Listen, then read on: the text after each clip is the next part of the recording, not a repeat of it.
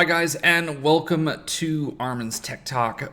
Today we're going to be talking about the GTX 20, not even GTX, the rumored RTX 2080 and RTX 2080 Ti. I'm Armin, and I want to thank you guys for joining me today. I hope you all had a wonderful Saturday and Sunday, samedi and dimanche if you live in a French-speaking country.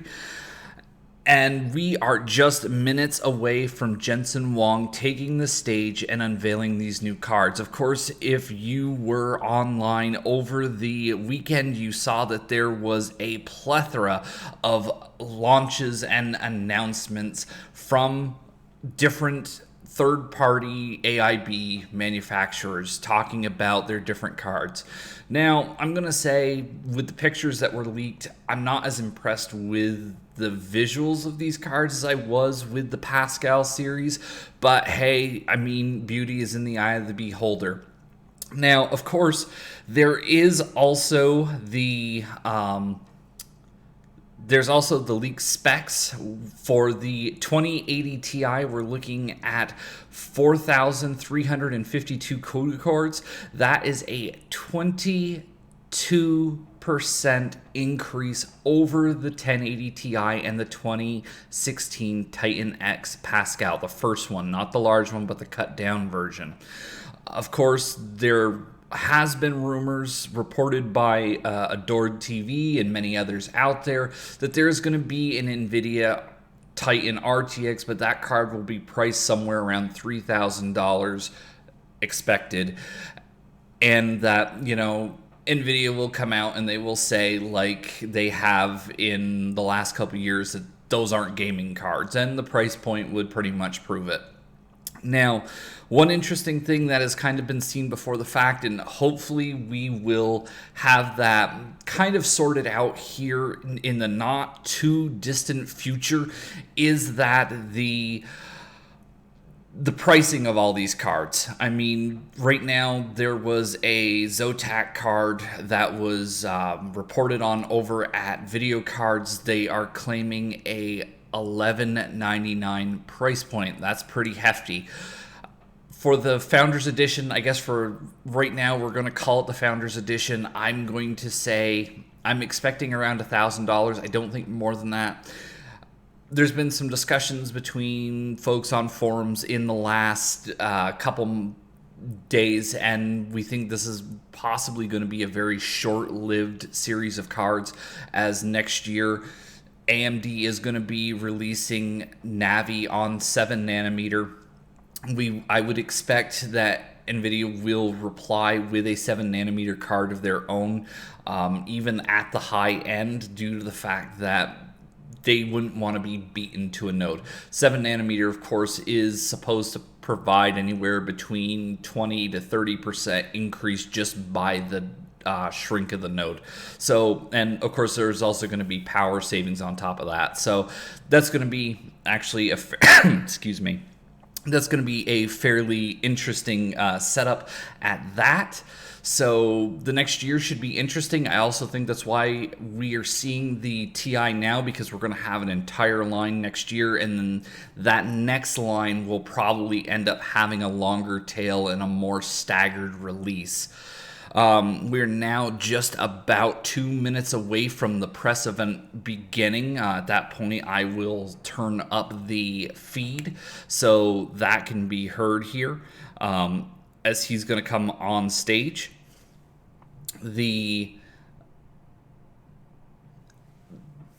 other cards that are pretty much going on here, though, which I think that we need to talk about, maybe not seen today, is that there, of course, is going to be a 2070 and a 2060 in the next couple months. So those cards are rumored to be around $400 and $300 US. Also, once again, more stripped down. So it's going to be an interesting mix of price and performance. I'm going to, of course, attempt to get my hands on some of these cards today. Well, not today, but order them today if they become available to order, so that in the next couple days I will actually be able to go ahead and benchmark those for you guys, and you can see that.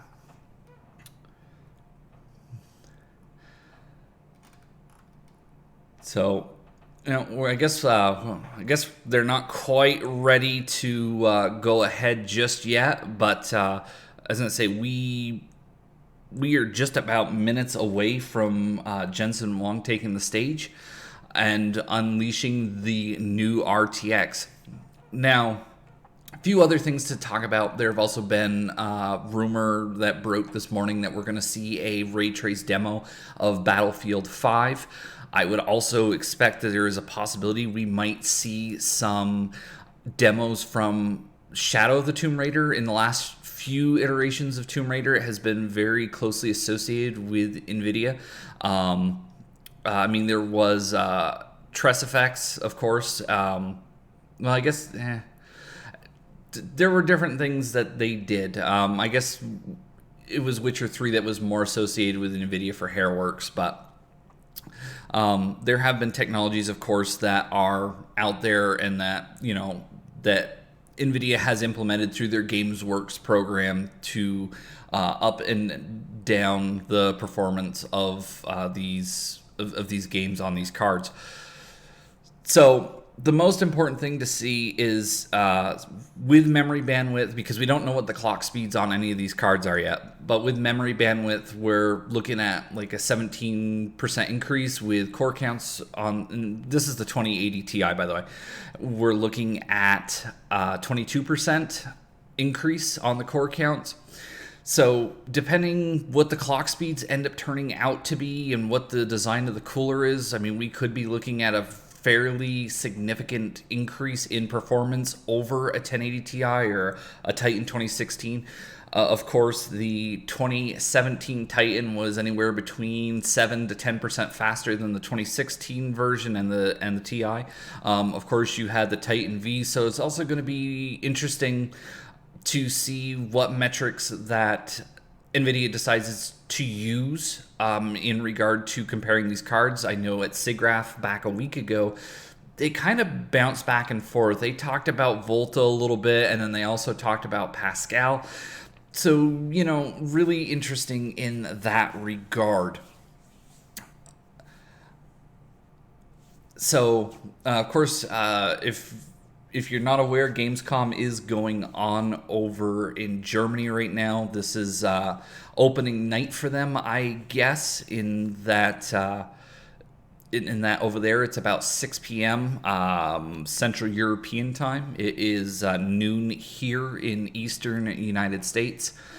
If you're out on the West Coast, of course, it is 9 o'clock out there.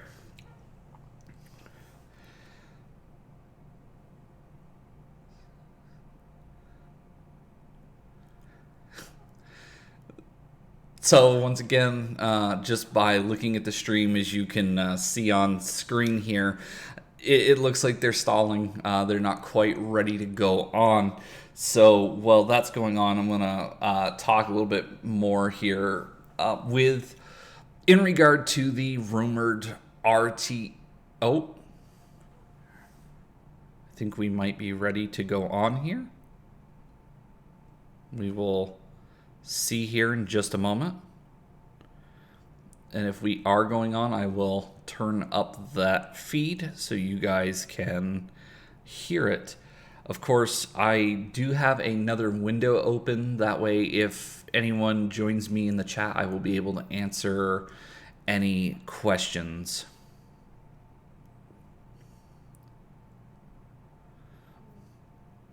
They're still circling around. So real quickly, as I'm waiting for Jensen to take the stage, here's the funny question. What is the tagline we hear today? It's irresponsible power, or the more you buy, the more you save. I guess I'm going to go on the first one, considering it's gaming, so you can't buy more to save more. So it's going to be an irresponsible amount of power. Or he'll have a new tagline, but he will reference that because that is what they used for the 10 series. Irresponsible power. Very irresponsible power. One other thing, I guess, is once again, as I'm waiting. Based upon the specs of the Quadro 8000 series, we would expect the RTX Titan to roughly have the same core count, so a full GT 102 chip. It should be a full GT 102 chip with a 384-bit bus using GDR6. I would expect around 16 gigs in that card, as the the Quadro 8000 had 48 gigs. For probably at this point, they would still use 14 gigabit speed RAM. Which will bring us to about a 672 gigabytes a second bus, which that'll be interesting. But the most important thing is what do they do with the Turing cores? As this is new technology, as this is new demos that are coming in and going to be displaying, what's going on, or new processes, new ways to do light in the games. The big thing for them to do is this going to be new technology which just barely pushes the envelope, or are we actually going to see something that can really run this stuff at 60 frames, or will we get the option to turn up and down the amount of light that's being reflected, or what's going on? On screen now, what you guys are seeing is the teaser trailer that they had for right after the SIGGRAPH event. So this is the teaser for 2080 in Gamescom, of course. Here on for today. As I said, the event was supposed to, looks like, I guess, kick off at noon. I mean, maybe we're gonna go here we might go for another hour, and he might actually take the stage at 1. Not quite sure just yet. Typically, with most of NVIDIA's events, there's not a lot of preamble to it. They usually end up really taking off fairly quickly once the stream starts, unless they're having some sort of technical issue. Being that they did hire some people, maybe it's a half an hour bit that they're going to do before he takes the stage.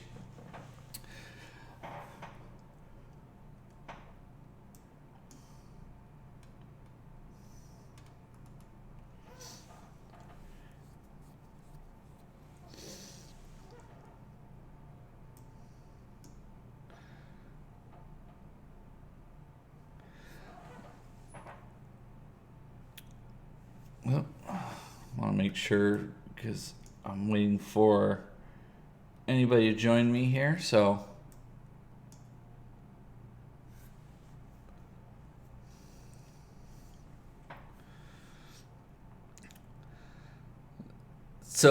kind of interesting, gentleman on screen saying that he's from a hardware site, so he's not been to Gamescom before. It seems to be fairly rare that any PC, well, I want to correct myself there. It's rare that any graphics card hardware is usually announced at a gaming event in specific. So usually NVIDIA will hold a separate event on its own, which I guess you could say they're still sort of doing this year. However, they are going about it in a manner that is tied to Gamescom, as if somebody were to do something that was tied to E3. Usually most of their stuff is tied to an actual technology summit or technology event, game developers conference, or a SIGGRAPH, or Hot Chips, or, I mean, there's a couple of them. So it is going to be interesting over the next day or so, there's going to be a conference at Hot Chips, which is going to end up talking about how the Turing core is put together and how it's going to differ from Pascal. So that'll be an interesting talk. Of course, if they launch, well, I guess you don't want to say launch, but if the cards go up for pre-order today, it will be fairly interesting in that regard. I would expect at this point,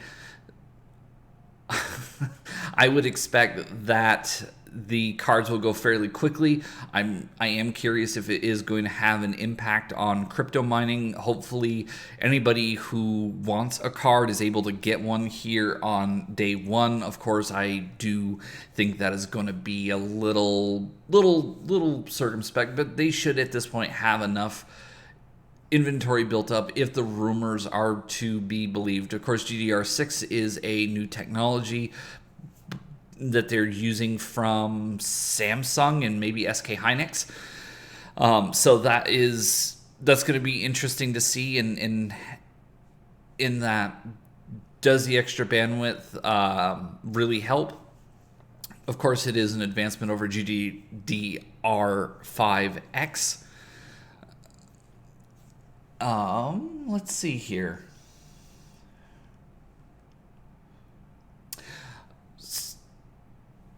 So I'm going to be curious on what other games that we're going to see in this demo. Also, the thing that I'm predicting for today, this is my one prediction, and that is today, because it's Gamescom and because it makes sense to talk about it here, is that they're going to take some time out and they're going to address the big format gaming display in one way or another. So I think that's going to be an important thing for them here and their partners. Of course, big format gaming display is going to be like the Asus P27UQ before it, and the Predator, I can't remember what the name for the Predator is, but that's also 27-inch monitor, which it's HDR, 384 zones, it's full array local backlighting, are going to launch, or they did launch earlier this year for $2,000. So the BFGD is an expansion of that, but there's really not a lot of specifics about what the input is going to be, if it's using the exact same panel as those other monitors. The other thing that I think really should be discussed, of course, we're sitting on the cusp of HDMI 2.1. Of course, at SIGGRAPH, they talked about the Turing graphics card, the Quadras, having DP 1.4 and HDMI 2.0B. So I'm wondering whether or not the HDMI 2.1 controller chips are even ready yet, because they've decided not to include that. I mean, maybe that would push the price up beyond where they want it, but since we're not seeing it this year, absolutely next year with whatever their refresh cards are, we should see HDMI 2.1, which if you bought one of those monitors early, or I'm sorry if you didn't, hold off, because once this launches, we should no longer have the problem of running 144 hertz HDR 4K. I mean, at the very least, the interface will be able to handle it. So that's one to be saying for moving forward with the technology. Of course, right now the major issue with the P27UQ was the fact that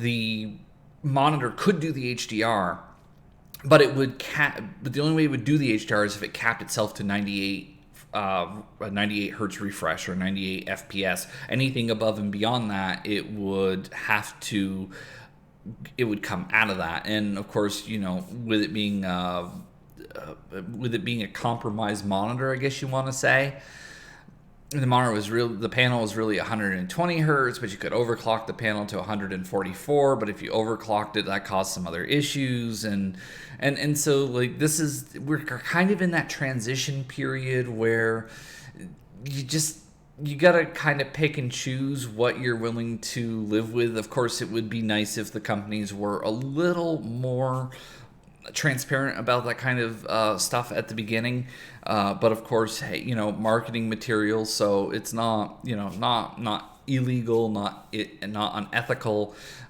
It's just they're trying. It's like a car. I mean, you're going for the most impressive numbers when it comes to that kind of thing.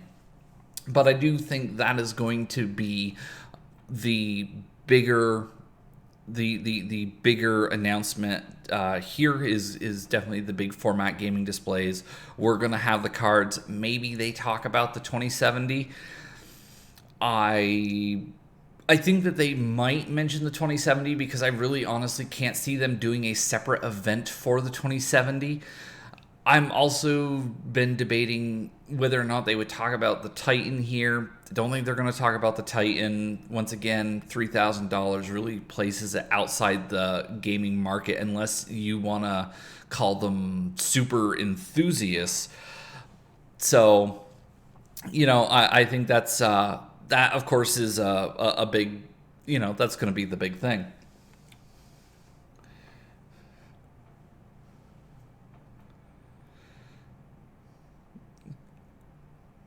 So again, if you're just joining me, this is the Gamescom NVIDIA 2018 stream where we're expecting them to announce the RTX 2080 and RTX 2080 Ti.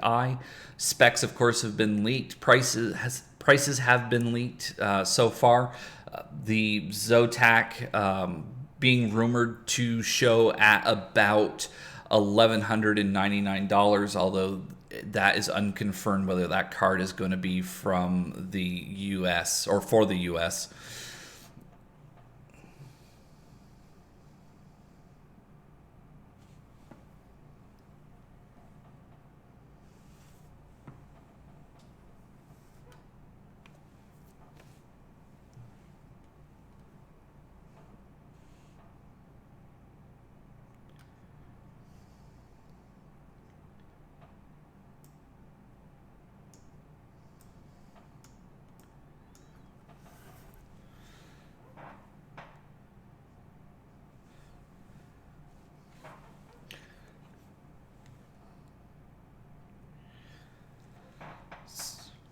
So we're still waiting for them to start.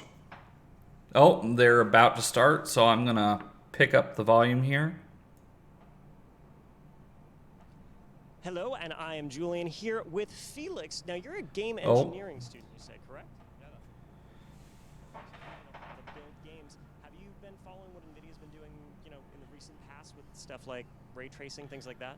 Yeah, so NVIDIA RTX is something I'm actually really excited about because ray tracing brings so many interesting things for graphics. So you have much better shadows, ambient occlusion, all those stuff, which will bring much more realistic graphics I'm really excited about.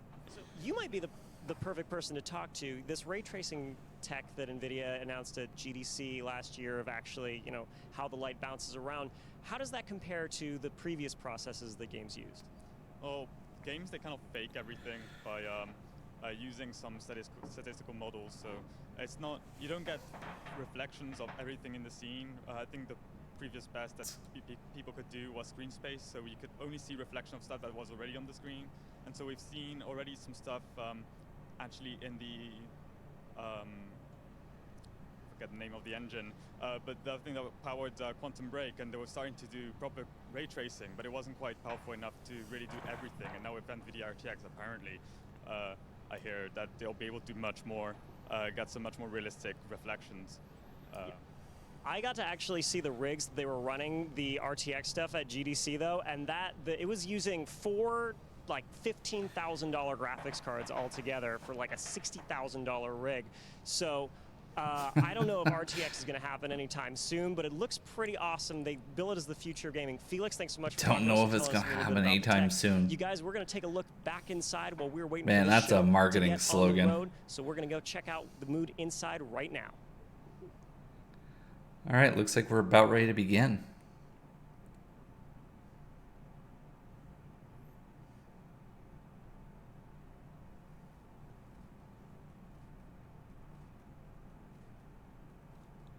First time we've launched a brand new series of cards in about 2 years, or actually more than 2 years now. 1080 was launched in May of 2016. The original Pascal Titan was launched August 2nd, 2016. So we're now more than 2 years, 3 or 4 months.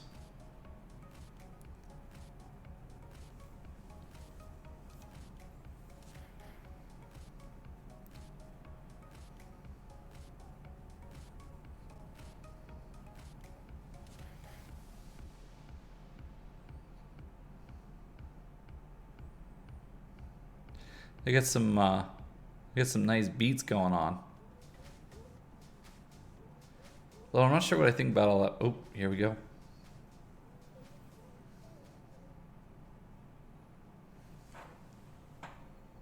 want to reach out to this technology. I want to incorporate this technology into my art and have the two mixed together.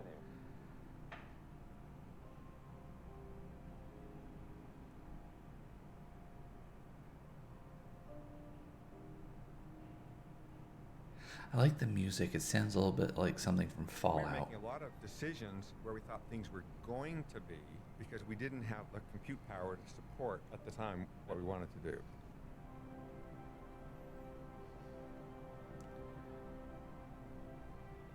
This, of course, is an edited version of the video that they played last week at SIGGRAPH, so we definitely are going to be talking about RTX today. And we'll put it in the desert and fly over to 10,000 feet and take pictures of it.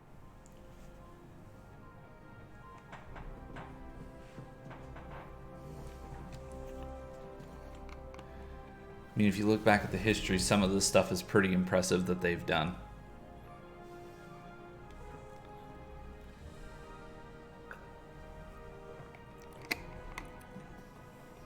I recall it being sort of 10 or 12 months of hell getting these shots done, and it was because the render times were so horrendously long.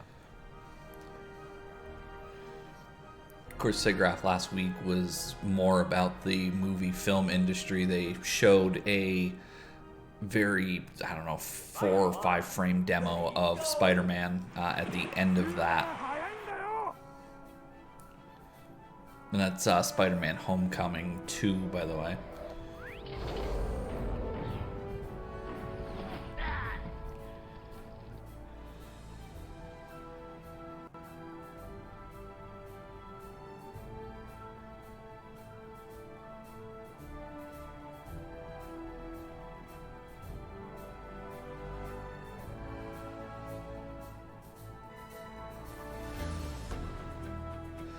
You know, it is rather interesting to see the way technology has changed over the years and just the way things look. It's almost, when you go back to Battlefield 1942, it's almost actually rather simple.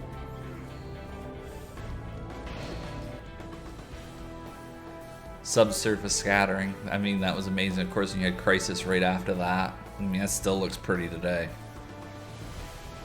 You know, we need another Crisis. Can it run Crisis?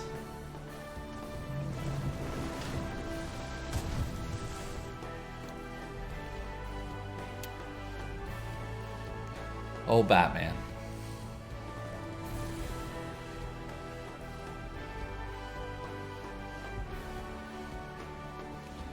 Maybe I'm... Oh, I guess that was Shadow of the Tomb Raider. At SIGGRAPH, they didn't have that in the video. It was missing.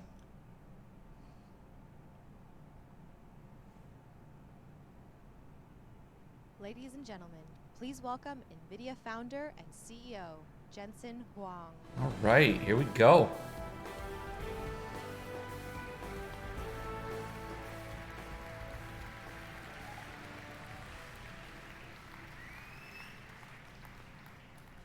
Guten Tag, Gamescom. Welcome. First of all, great job, guys. We're going to kill it. Don't panic. Everything's going to be fine. Everything's going to be fine. There's so much technology in this room right now. It's barely under control. Okay, so you guys are going to have a great show. Welcome to the launch of the GeForce GTX 1180.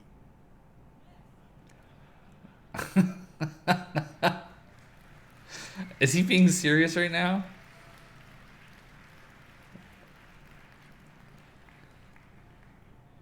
I have never seen anything that leaked this much. The good news is you're going to be surprised. We didn't do it on purpose, but everything on the web, BS. every spec is wrong. What? You're going to be surprised. It's going to be a great show. Okay. This is a historic moment. I don't believe it unless he's... For as long as there has been computer graphics, it has been the dream of computer scientists to generate with computers photorealistic images. When you look at this, what we consider the holy grail of computer graphics, you see some effects that today are simply impossible to create. First of all, light is coming in from the window. It's bouncing all over this room. The vast majority of this room is being illuminated indirectly. Whenever light touches a material, strikes a material, that material is rendered and simulated physically. It is. The material is metallic. It's beautiful. Dielectric is either smooth or rough. The roughness can come from microsurface structures that bounces light, absorbs light, diffuses light in a very different way. Maybe it's orientation dependent, maybe it's not. Some of it is glossy, some of it is matte, and as a result, this entire room looks alive. As light is bouncing around this entire room, it doesn't strike every surface the same way. Some of it is occluded from light. We call it ambient occlusion. You also see that there's a desk lamp, and it's shining through the glass, and because the glass has curvature and shape, light refracts around it and accumulates in a way that we call caustics. That little bright reflection on the table is particularly attractive. And sound works the same way. The shadow, it bounces different depending upon the from all different directions. materials in the room. Umbra and penumbra. Umbra is where the shadow is completely occluded, and penumbra is where it's partially occluded, and so you see the sense of soft shadows. She's reflected in the mirror, even the parts that you don't see. You know how mirrors work. You can see behind things. Oftentimes in video games, we can't do that.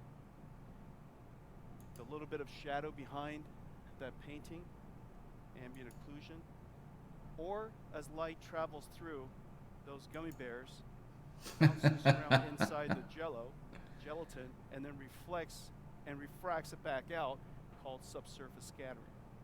All of those little tiny effects are really, really hard to do. And the good news is, in 1979, a computer scientist named Turner Whitted, now a researcher at NVIDIA, described an algorithm that was powerful and elegant. He called it multi-bounce recursive ray tracing.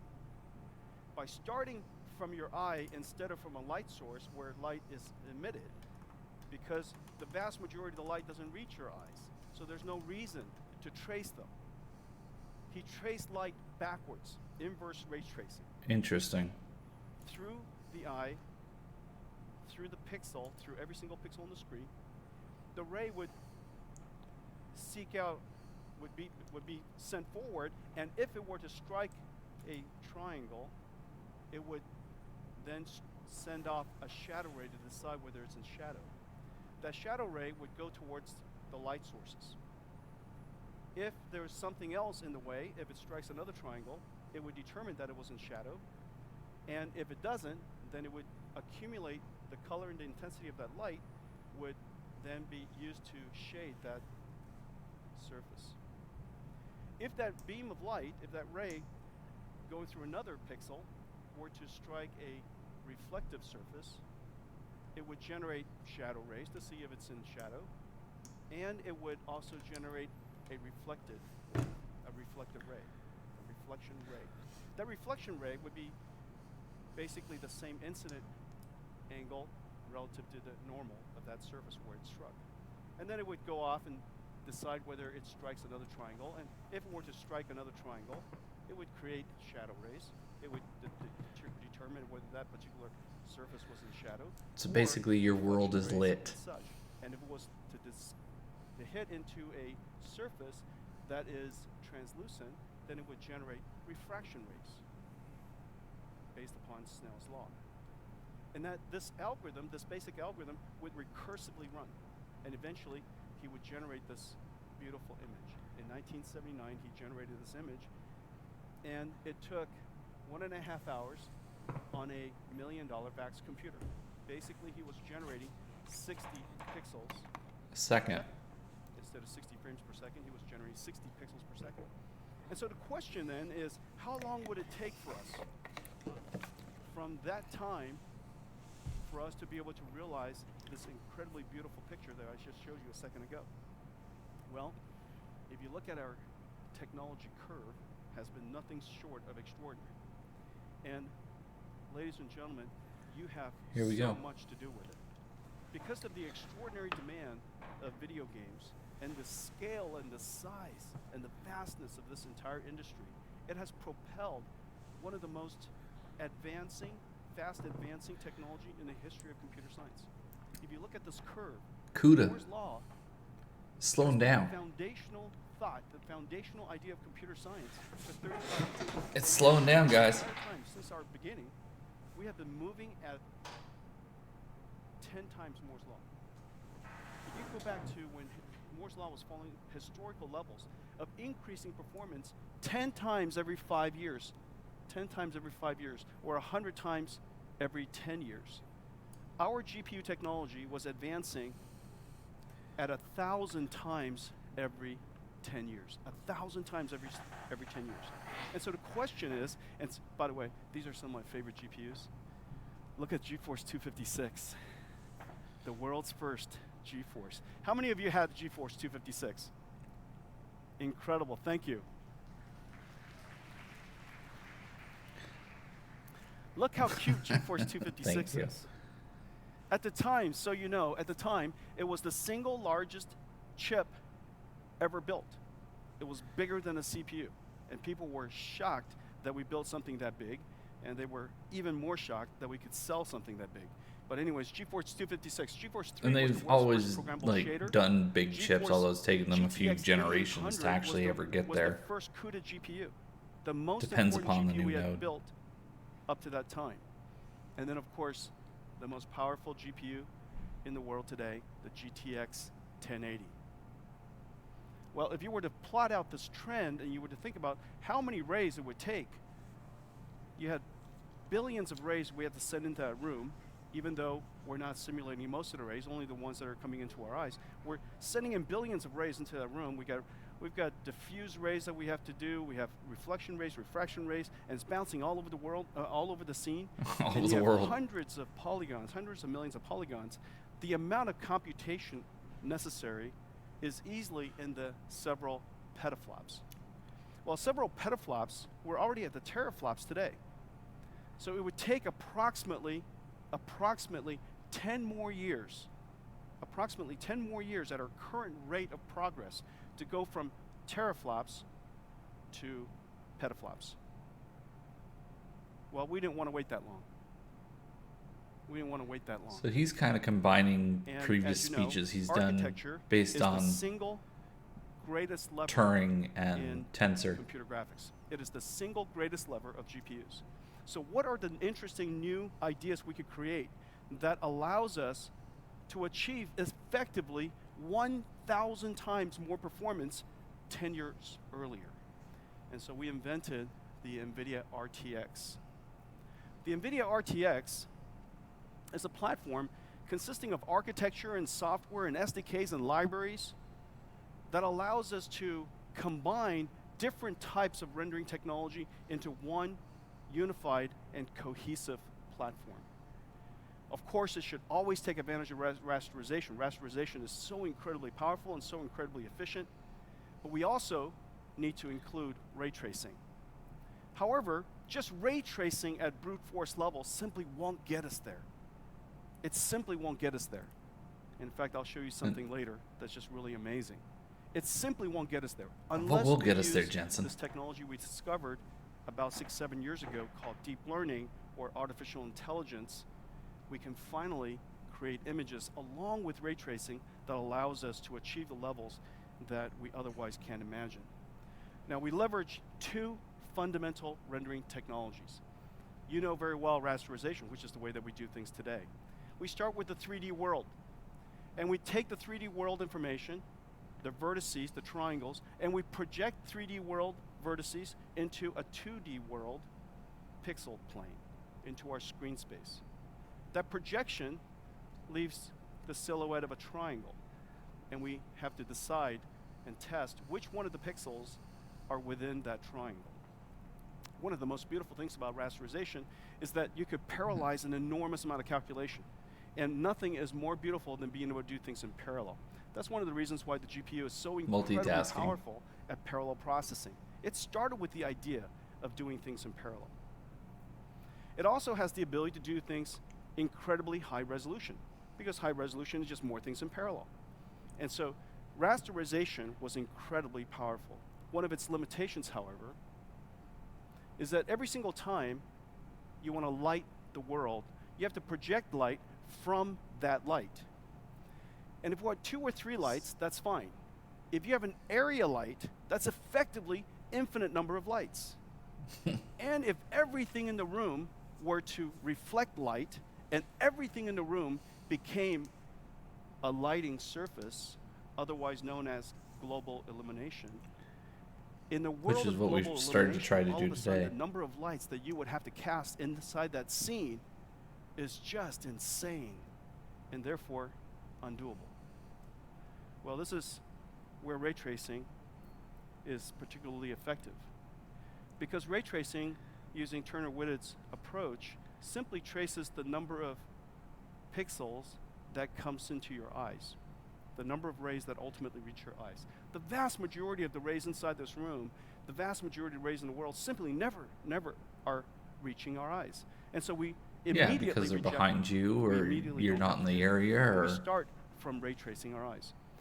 Ray tracing, whereas rasterization is taking 3D world data, projecting it in 2D, ray tracing is sending out a ray of light, intersecting the pixel at the screen space, and enters into the world looking for a triangle that it would intersect. The two basic approaches both has its strengths and weaknesses. In the case of ray tracing, in order to ray trace this entire room, the number of rays, the trillions of rays, the hundreds of millions of polygons, the amount of testing that you have to do just to figure out which ray intersected which polygon is just extraordinary. You simply can't do it. Well, we put this platform together, and we worked with Microsoft to create the DXR. DirectX ray tracing, otherwise known as DXR, the Microsoft DXR. And then we worked with Epic to integrate RTX, DXR, into the Unreal Engine, the UE4 engine. And we found somebody with extraordinary art assets, Industrial Light and Magic, and together we created Oh, here comes the Star Wars demo again. real-time ray tracing demonstration. It had never been done before. And we announced it this year at GDC, and I think it's worthwhile to take a look at it, and I want to show you something special about it in just a second. Ugh. Okay, so this is... We've seen this 4 or 5 times. Come on, Jensen. You can do better than this. You need new material. I mean, it's impressive. Don't get me wrong. It's really impressive. Way back at CES or GDC when they originally started doing this, it was running on 4 Titans, Titan Vs. Now it's on one Quadro RTX 8000. So, I mean, that's definitely a leap in power. Trevor just joined me. Thank you. Hope you're having a great day.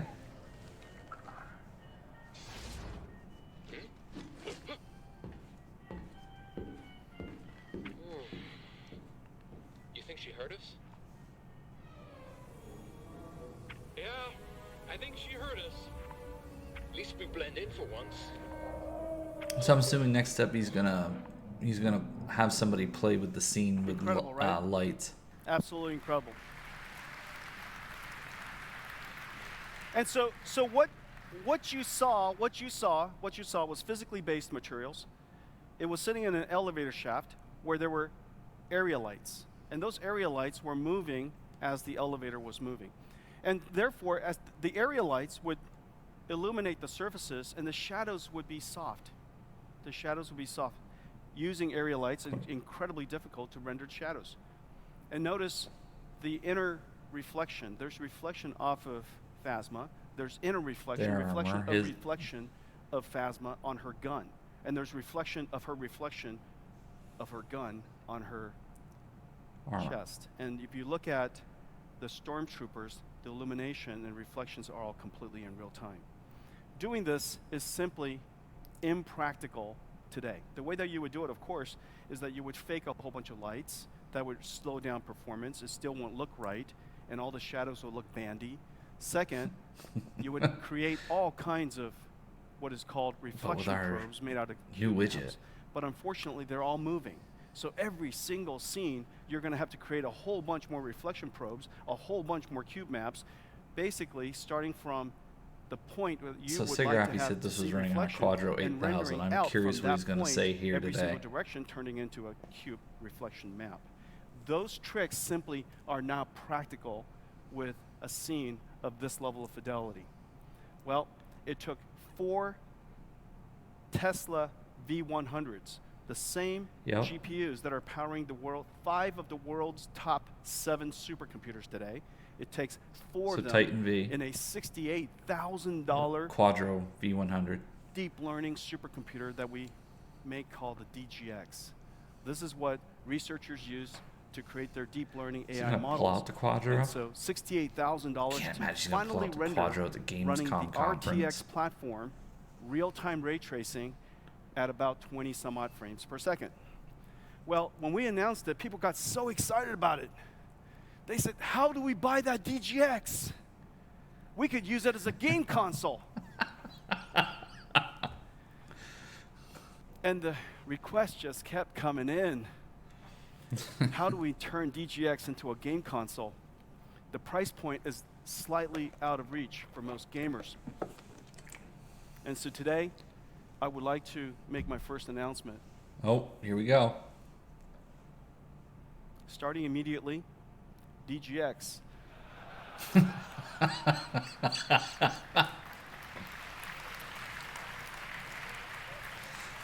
On a payment plan. 3,000 easy payments of $19.95. 3,000 easy payments. We'll throw in the first game for free. That's funny. So call now. The telephone Whoever number just joined the is right stream, below thanks you. for joining. 1-889-789-2080. Hope you're having a great day. And good luck with that. Good luck with that. It's That's beautiful, funny. isn't it? That's just completely liquid cooled. It is silent, doesn't make a peep, and it does real-time ray tracing for the very first time for $68,000. Well, it turns out what you were looking at just now was not running on that. It was running on this little thing, this little bad guy. This is called TURING. We've been working on TURING now for almost 10 years. Trying, failing, all these different algorithms, trying, failing, and finally, TURING. The most advanced GPU we've ever done, 10 years in the making, the greatest leap since we created CUDA, and computer graphics will never be the same again. Inside TURING is 18.9 billion transistors. This Which are made up of GPU, CUDA, this chip, Turing, is the and second Tensor. largest chip the world has ever made. The only other largest chip is called the V100, which powers supercomputers all over the world. It has 3 brand new processors. The SM is completely brand new, has the ability to do independent floating point and integer operations. And the reason for that is sometimes you're shading for color, sometimes you're using integer operations to calculate addresses so that you could run your shader program to do things like subsurface scattering. And as more and more special effects are to happen, the SM's address calculation part of the logic becomes much more complex. 14 teraflops and 14 integer operations per second. I like to shorten it just to 14 tips. So 14 teraflops and 14 tips. It also has the ability to do this thing I won't talk much about today, but we're going to write plenty about it, variable rate shading, so that we could do things like foveated rendering, focusing all of the horsepower to GPU where your eyes are focused instead of wasting it evenly across the entire space. If you're moving, we might be able to adapt the place where we focus your shading horsepower. If the resolution or the content detail is different across the entire scene, as most scenes are, we could focus our horsepower where there's the greatest amount of fidelity. As a result, you're effectively getting a several X boost in your shading performance. The second is a processor we call the RT core. RT stands for ray tracing core. It's 10 gigarays per second. Whatever. I love saying that. 10 gigarays per second. I would love to know what gigaray means. A 1080 Ti, like what that the fastest GPU in the world today, 1080 Ti does 1.21 You guys got, no? Nobody ever saw that show? It's a Back to the Future reference. Gigarays per second. Okay? And so we do 10 gigarays per second, which is 10 times a 1080 Ti. It does I'll explain that in just a second, a BVH tree traversal, and it does ray triangle intersection testing. And then we have a new processor called Tensor Core, which runs AI processing like crazy. 110 floating point teraflops, or because it has multiple precisions, depending on the type of networks you're running, you might be able to use lower precision or mixed precision. As a result, 440 tops with 4-bit integer. All of this so that we could do hybrid rendering and run RTX. Well, so the question is, how does this all turn out? So if you look at the performance, how does this turn out? Like this. So Turing is built for RTX. And if we ran, the first thing I showed you was originally ran a GDC was DGX with 4 volts, 55 milliseconds. 55 milliseconds, about 20 frames per second. And this is what Turing looks like. 1 Turing. So 4 volts in a DGX. Which, yeah, I mean, that's impressive. I mean, it's very impressive. And now that they've given kind this of has a never reference. happened before. This has simply never happened before. Doing computer graphics, essentially a supercomputer replaced by 1 GPU within 1 generation. Of course, it took us 10 years working in parallel. If you were to look at Pascal, this is what Pascal looks like. The fastest GPU on the planet. The fastest GPU on the planet today, 1080 Ti, 308 milliseconds versus 45. Basically, about 8x. So the biggest question is going to be software to take advantage. Under the hood. This is a new computing model, and so there's a new way to think about performance. It's a new computing model, so there needs to be new metrics. Back in the good old days, the vast majority of computation was done in shading. We're basically shading the color, or we're running a program in the shader, and basically we're shading. But in the future, we're going to be doing lighting, we're going to be doing all kinds of image processing, and so the pipeline is completely different. And if a pipeline is different, the platform software's got to be different, the architecture of the GPU has to be different, and you have to measure it differently. We have a new way of measuring, and let me talk to you about how we're going to do that. So if you look at this frame, this is abstracted, of course, but it's not too far off. Basically, within the frame that I was showing you earlier, we're doing ray tracing pretty much all the time. Okay, we're shooting rays all over the place. We're looking for intersections of triangles and figuring out which one of them has to generate shadow rays and which one of them have to generate reflection rays and which one of them has to generate refraction rays. And for the reflective rays, whole it's stack got to gonna figure out how many more change shadow frame rays it's timing, got I to guess, is generate. another And so question. all those rays are being bouncing all over the place, and eventually we accumulate the color, the intensity, whether it's directly or from something nearby, and we shade that surface. And so we're ray tracing all the time. And that's with our RT core. That's the amount of time, the fraction of time within 22 milliseconds that an RT core is doing it. Imagine if we didn't have the RT core, multiply that by 10. If we didn't have an RT core, that green bar, just simply in terms of time, is just 10 times larger. So basically, all the way down the street. Shading is shading. We're doing shading incredibly well. One of the things that's really great about Turing shader is that we can now overlap or run independently floating point integer, and as a result, it's, call it 1.5 times more performant than it used to be. And then that's the integer shading there. And then for DNN processing, when everything is done, we could use it to generate pixels that we haven't finished, to generate using artificial intelligence the pixel that we haven't finished, or use artificial intelligence to generate resolution that we otherwise couldn't have. Okay? So it is possible to filter information, but it's very, very difficult to generate new information that looks right. Super scale. And so with artificial intelligence, we can now, for the very first time, generate missing pixels that are actually right. And we could do it in real time because we have the tensor core. And so if this is what's going on in the frame, then what's happening inside our chip? So the first part of that processing, the shader and the RT core, the Turing SM and the RT core are both concurrently running. Later on, we're shading and running other parts of the program, the shader program. And so those two parts are running, the FP and the integer. And then finally, when everything is done, we're going to use artificial intelligence. All of our 110 teraflops. 110 teraflops, think of that, is basically 10 1080 Ti's. It's basically 10 1080 Ti's dedicated to doing one thing, which is artificial intelligence. And so if you just simply do the math, you have about 14 teraflops of shader math. You have 110 teraflops effectively. It'll be interesting to see how the driver handles all this for games, and if old games take advantage of more than just the CUDA. Teraflops and TIPS, and then lastly 110 FP16 tensor core processing floating point operations per second.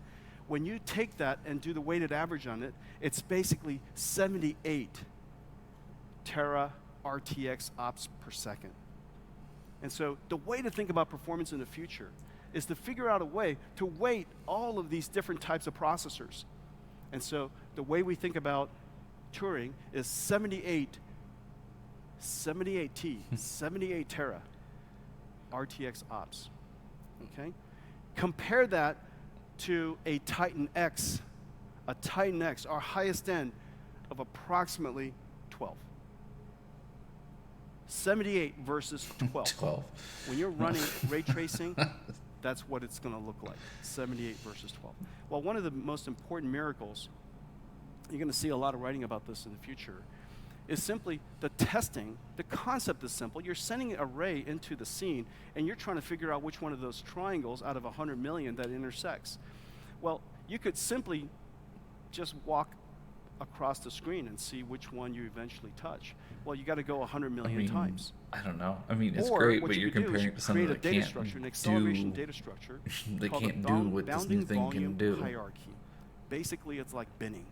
Suppose I had 10 things. It's I like comparing an orange to an apple. Is the one I want. I was asked to go pick something out. I had to go pick one of 10. Excuse me, one of 1,000. I'm going to put 10 bins or 10 boxes, and within each one of them, I'll have 100 things. Within each box, I'll have 10 boxes with 10 things each. If I knew that, as I started looking for that thing out of those boxes, and I discovered that it is in one of those larger boxes, then I can ignore every other box. And then once I find it within the larger boxes, if I find it within one of the 10 smaller boxes, I can ignore all of the other boxes. And then if I can find it within that box, I know it's one of the 10. It's the same idea here.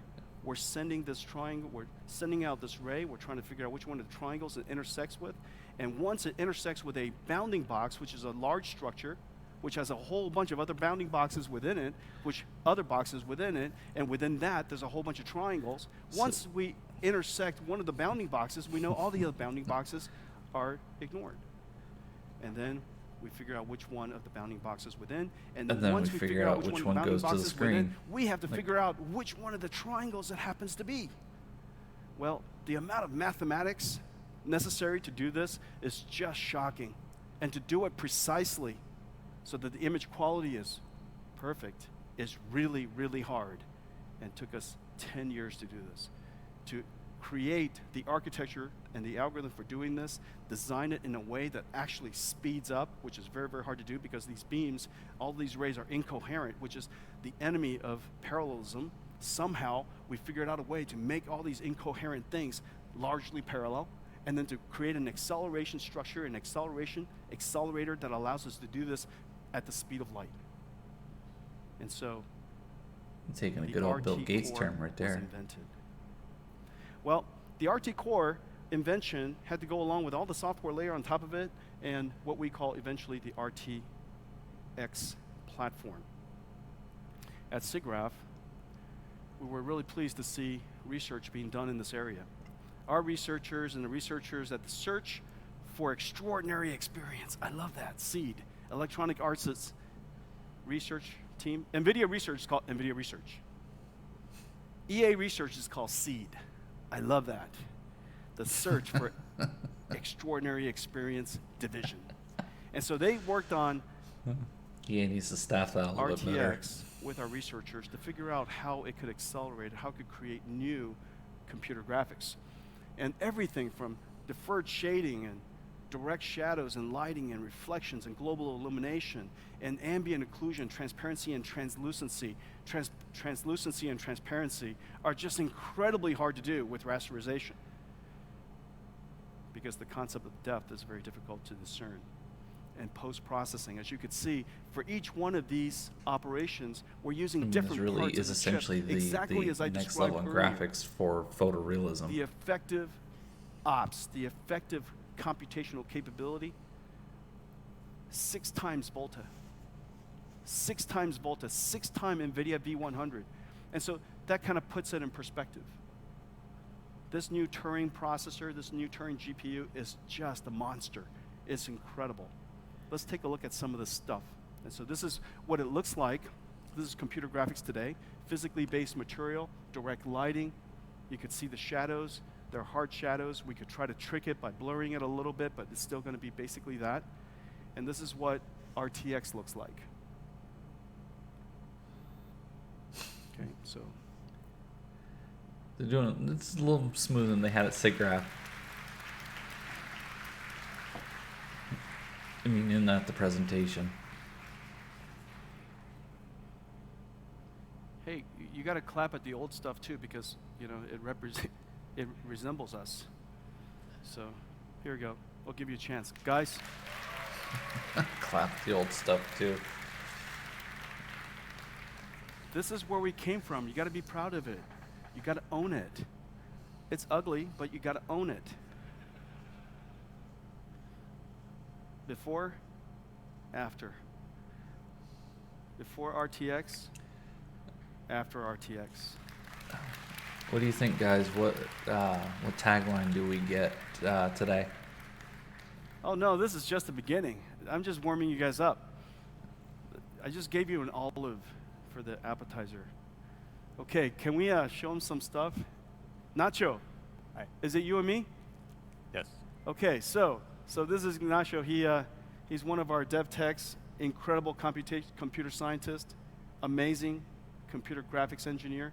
This is what he was able to do with RTX off.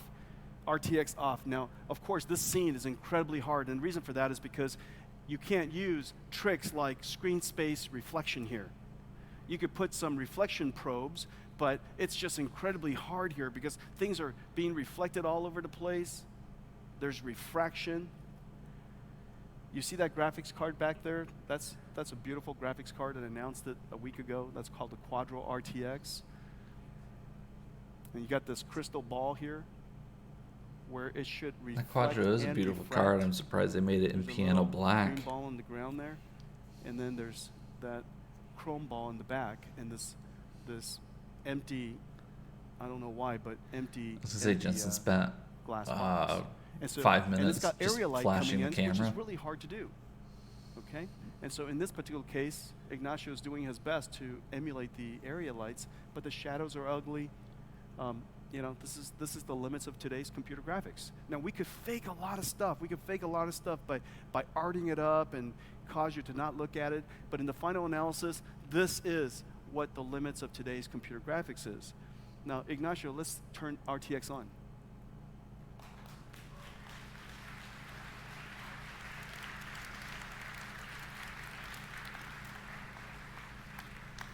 So let's take a look at RTX on. Look what happens. The refraction of the glass globe there is just incredible. And look at this, the little caustics on the ground. The area lights cast a soft shadow. The umbra and the penumbra, notice, of the graphics card. The shadow of the chrome ball looks right. Now there's reflection of the glass box in the RTX, Quadro RTX. The still image looks impressive. It's going to be even more impressive to see an actual running game with this. The reflection of the chrome ball with a little bit of rough surface to give you a sense of material. Everything just kind of looks right. Even the glass is casting a shadow. Even the glass is casting a shadow. Hey, let's go back to the last one again. Ay.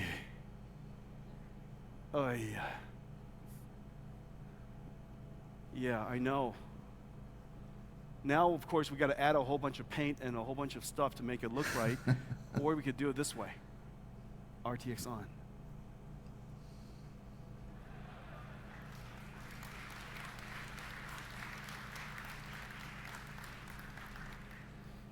And there was a gasp in the audience. But this could possibly be a photograph, right? Nacho, show me what you got. Now they're going to play around in there. Oh, come on. Okay. Pretty incredible. You had to turn on a spotlight on top of that. Everything just works. Everything just works. Look, glass reflects and refracts and magnifies just like it's supposed to. And you just have to turn it on. And so the benefit of RTX is just turn it on. Thank you. Good job.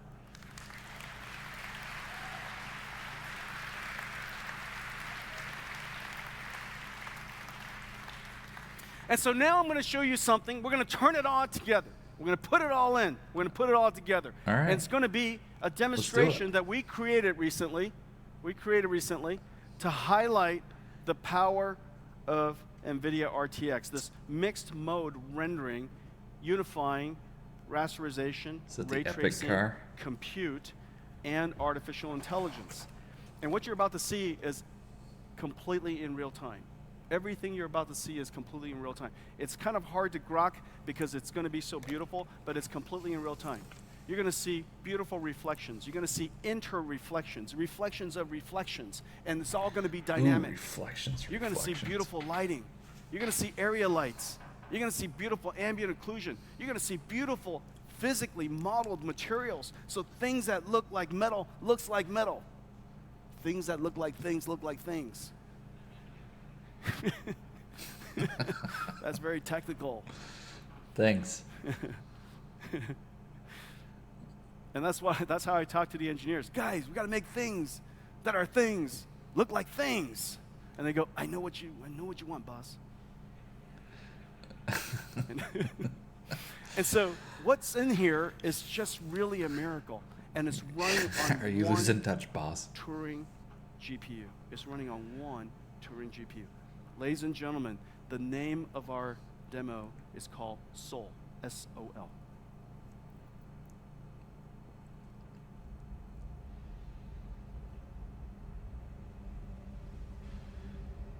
Okay. Yeah, they showed this also at the end of SIGGRAPH. This is actually a pretty demo as far as the light refracting and everything is.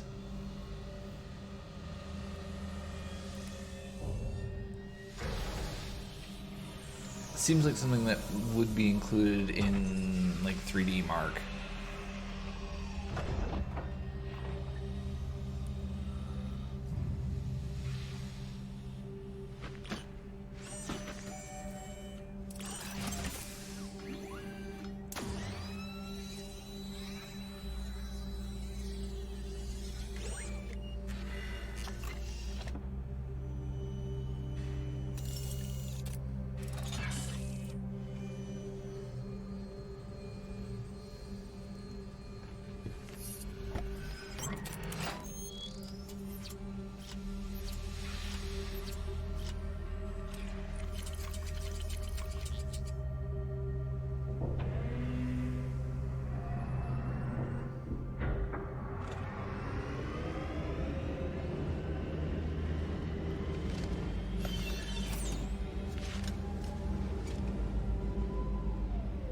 Actually, it kind of reminds me of one of those demos that you would get, say, like around the time the 360 launched. That was very, stylized of, this is how things are going to look, and that's not how it turned out at all.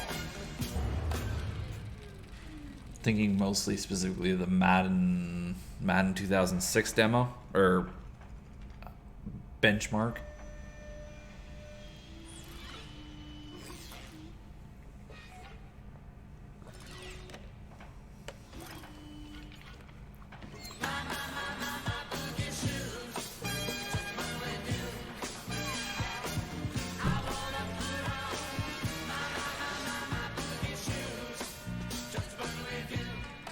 So this is where NVIDIA left us. What do you guys think? At SIGGRAPH, so I'm curious now where we go to. The NVIDIA RTX running on top of a Turing GPU. Hybrid rendering, real-time ray tracing for the very first time. That's the first part. Deep learning is the single most powerful computer technology that has come onto the scene in the last 30 years. Deep learning is a field of machine learning where using a large amount of data, you could train a supremely large neural network how to do things. You train these neural networks with all of this massive amounts of data, which is otherwise examples, on supercomputers. And this is the reason why voice recognition, natural language understanding, photo tagging, image recognition. So a lot of the stuff that they did with Volta, but now we're finally making it to gaming. Like, it's not like it's just finally possible. It's something they've been doing for, 6 months, 8 months. Changing one industry after another. And people consider this the now they're finally bringing it to two. It is going to they're bringing stuff from two different architectures together. To write software by itself, to basically run on a supercomputer, to write software by itself. At NVIDIA, we're doing all kinds of research around deep learning. We have a gigantic supercomputer that all of our researchers use to develop software. Now, some of the things that I'm showing you some examples here. These are some of my favorites, but there's so many. For example, you could teach a neural network how to colorize by just showing this neural network examples of, this is a black and white, this is how you colorize it, this is black and white, this is how you colorize it. It eventually learns how to do it itself. I mean, you can give it a this is the. I mean, if you follow NVIDIA, they've been talking about this technology for kind of a while. How to take a low-resolution image and make it because higher they're resolution. using this type of technology in their autonomous driving program. I bet I know what pixel each one of those pixels are. And so you could use a low-resolution image input and eventually get an output of a high-resolution image by going the other way, which is starting with a high-resolution image and give this neural network the opportunity to generate that, and whenever it's wrong, you correct it using this thing called stochastic gradient descent and back propagation. And so you literally correct it, and it tries to guess and guess and guess, and it corrects itself until one day it's able to figure out what pixels to generate. You could teach it how to take a cartoon and turn it into live video. This is a piece of work that we did in NVIDIA research. I mean, that'd be pretty impressive. Okay, we simply taught it how to do that. Pretty amazing, right?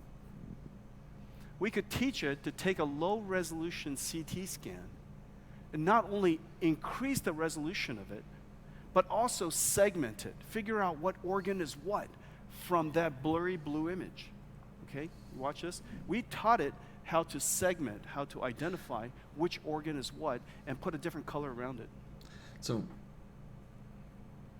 far be it for me to judge, but I would actually say this is an example of not knowing your This is going to revolutionize medical imaging. We have a audience. I mean, to it be has talking the about ability, medical imaging you and could teach it how to and go find identical twins. to teach it about this stuff that has nothing to do with gaming at the eve of a gaming conference when you just had a SIGGRAPH conference and you've had GDC months before. This is a presentation which says you don't know what your audience is and you don't know how to reach your audience. Like, in many ways, you don't actually need to do a presentation this long for these purposes. Now you could do it with a... Like, I understand you need to explain the technology, You could take a sketch and turn it into 3D. But considering you've done it so many times before, it's like you kind of need to move it along. So you take this neural network, you give it a whole bunch of examples, you tell it what is the input and what is the exact expected output, and we give it a chance to try and try and try and try again, trillions and trillions of times on a supercomputer. Eventually, it trains and does this amazing thing. And then it creates this neural network model with hundreds of millions of parameters or hundreds of gigaflops of operation necessary to perform its task, to either classify, to predict, to draw, to generate, to imagine what color looks like. We could teach it to do these amazing things. However, that's the important part right there, teaching it to do things so much processing to that do in real time. help, so we created this thing called a in this particular case, make games or trace imagine this, okay? trace light Imagine and that shadows. 1080 Ti And to is do it accurately. 1080 Ti is what, 11 teraflops. A full 1080 Ti, a full 1080 Ti at $699 is 11 teraflops. This is 110 teraflops. Basically, it would take 10 full 1080 Ti's to keep up with the tensor core processor that's all over the Turing GPU. Now, one of the things that we taught it to do is something really incredible. And so we taught the neural network this thing, and we're calling the What's NVIDIA funny here is DLSS, it feels deep like learning he's building super to sample. a Basically, shocker it works price like this. tag. We create a whole bunch of super high resolution images with lots and lots of samples. So we jitter it and we create we create basically 64 amazing images, and we create hundreds of thousands of those. And then we give our network, we put an image in here, and we say, using this, it's called an autoencoder, convolutional autoencoder. It has to be temporally stable because we want to do this for live action. Temporally stable, that's kind of their new AA technology. And we're going to give it a image, and we're saying, go generate this amazing image on the output. Patented. Okay, so pretty soon we'll be able to give it a new image it's never seen. We train it, and every time we train it, if it guesses wrong, we tell it what's the right answer, we propagate it back. It takes another image, it guesses it again, and if it turns out to be wrong, we propagate it back. And we sit there and we just simply loop on it on a supercomputer. We run it trillions of times. And then eventually you put in an image, and it creates this beautiful image out. You create you take an image of lower resolution, say 1440p, and it creates this beautiful, beautiful image that's 4K. Now, of course, the question is, where did the images come from? Where did that come from? Where did that magic come from? It came from partly a supercomputer. Essentially, what deep learning is doing is codifying the memories of a supercomputer, and it puts it into this neural network, basically an image generation brain. And you put this image generation brain, this neural brain, into the mathematics of our GPU. All of a sudden, it knows when it sees this image, a better version of it is that. And it sees a new image, a better version of it is that.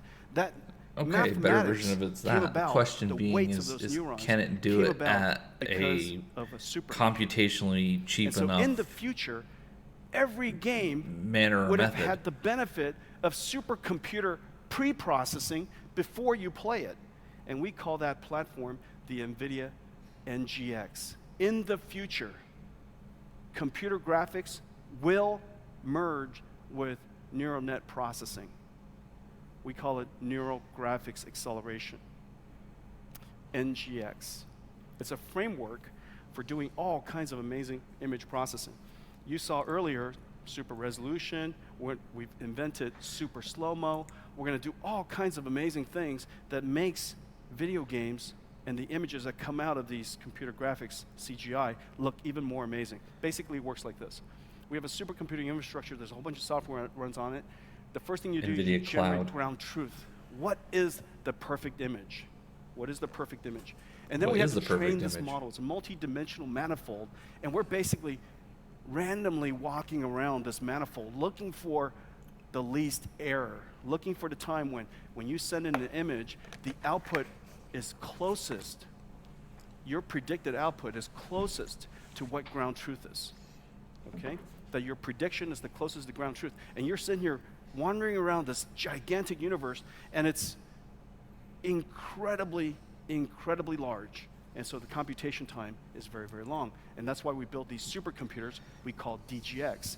I showed you an earlier version, the desk side version with 4 GPUs. These ones have 8. And then we test and optimize it. Then you put in a low resolution image or lower quality image, or the image is in fact not even complete with ray tracing, and somehow we complete it. Somehow we make it more beautiful. The NVIDIA NGX. And then we have this AI model that we then OTA to you. You download it into your driver, into this plug-in interface called NGX, and the neural networks are changing all the time. They're getting better and better, and we put it up in the cloud, and you could decide whether you want to enhance your images or not. So you run that on Turing. NGX, driver, this is all part of the RTX platform, and you run it on the chip. So they're going to supercomputer looks do like a lot of this stuff in the cloud and then push it down to the GPU. All of those networks. And basically, before you even run it on Turing, before you even run your game on Turing, I guess they're going to teach it. They're going to teach the AI cores to do it. There's a bunch of supercomputers. But supercomputers running in the cloud. Models. And the graphics card, here's one. The graphics card, you guys know what a graphics card looks like, right? Of course. Here's one, available retail, $68,000. Okay?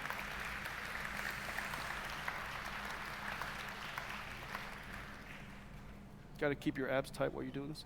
A whole bunch of interconnects, SerDes interconnects called NVLink, connects all of these GPUs together into one virtual GPU. Every single GPU can see each other's GPU memory. All together, this board, that system has 2 of these inside. 2 of them. This is 1 petaflops. That's another petaflop, not motherboard, but mother of, God, it's heavy. GPU, 2 graphics cards, makes 2 petaflops. 2 petaflops, you want 2 petaflops is basically a supercomputer with servers from that side to that side. 400 servers, $2 million without anything else of servers. This replaces. And so we use this to train the neural network model. Here we go. Here. You can do it. Thanks, Paul. you use that and you train this network called the NVIDIA DLSS. Okay? And then it comes up with a model like this, and this is 4K TAA. You guys know the Unreal Engine Epic's demo called Infiltrator. It's just beautiful. Yeah, Infiltrator's beautiful. Incredibly taxing on systems. GGX2 is huge. 4K TAA up That's there. no moon. TAA is the that is definitely anti-aliasing, no moon. Technology we invented, which is temporal. And so temporal, it takes last frame, the motion vectors, and it tries to figure out what's the best combination to create beautiful edges. Look at that, because it's temporal and the motion vectors, so many things are moving. You see a disjointed hinge over here. And this is 4K DLSS. Look at this. That's just perfect. Okay? Come on, Jensen, show us a card.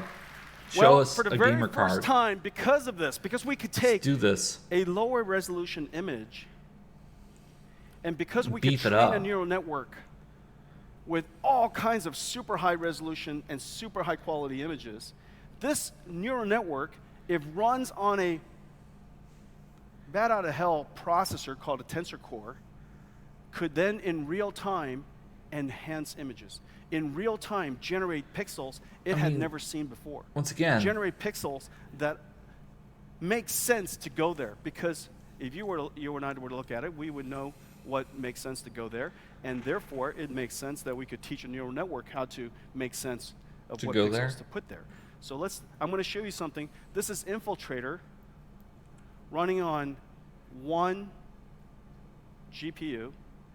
Oh, come on. 78 frames per second in 4K at a quality that has never been seen before. Well, at least what he's kind of hinting at is that we now have a 4K GPU. Can currently do about 30 something. 4K 60, excuse me. Okay? From So 30 something, this could be the surprise chip. 4K. Who knows? Now I'm going to lock it to 60 hertz because this could be display the happens to be V-synced. And so you're going to see TI. a frame rate on top, and ideally, it's pretty high. Very first time to see Infiltrator running at 60 hertz. At least they're getting the gaming stuff, so.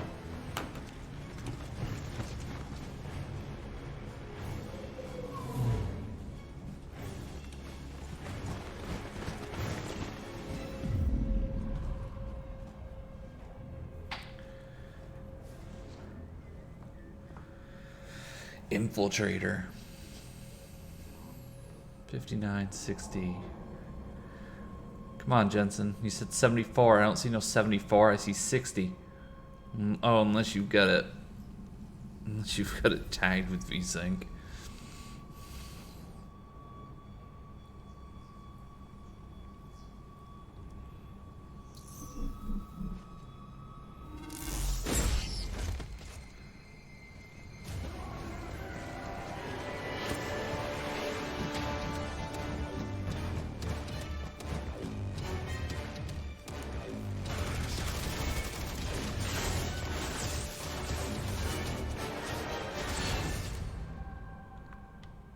Is that amazing? Yeah, I'd say it's pretty amazing. It's just silky smooth. Silky smooth. One Turing GPU, twice the performance of the highest end GPU in the world today, 1080 Ti, running at 4K with beautiful image quality. We should probably take a look at what Turing does and RTX does for games. You guys want to see some games? Yeah, it's about time. Let's see some games. You should have started with this. Kata, what do you have for us? You need your mic on, sir. Oh, can't hear you. Yeah, so ladies and gentlemen, Kata. All right, so first up we have head of our developer relations. We work so closely with developer developers all around the world. Develop those relations. Develop those games. Come on. Create new technology and optimize their games for our platforms and push the limits of what's possible in real-time computer graphics. Jensen, are you handing off to this guy or what? What are you doing? So much joy, and we got this amazing developer relations teams that works with them, and dev tech team, and all these computer scientists that work with them, and man, it's just so great. I love you guys. And in my 17 years here, Jensen, I've never met you our once. entire team has never been more excited over the new technology, a new product, than with Turing. And also with the developer reception has been phenomenal, and we're just so pumped. It's really an honor to be here to, deliver. Kata, you know what? Games. I'm going to give every DevRel and every dev tech in our company a new Turing. Oh my God. Oh. Executive decision done right here, right now. The number of people in that group, I'm sure, has increased by a factor of 10 since I said that. Okay, what's the first game we're going to talk about? So Shadow of the Tomb Raider is the first up. Shadow of the Tomb Raider, nice. Really, obviously, not much needs to be said. It's a super successful franchise. Just data-wise, it sold 65 million units.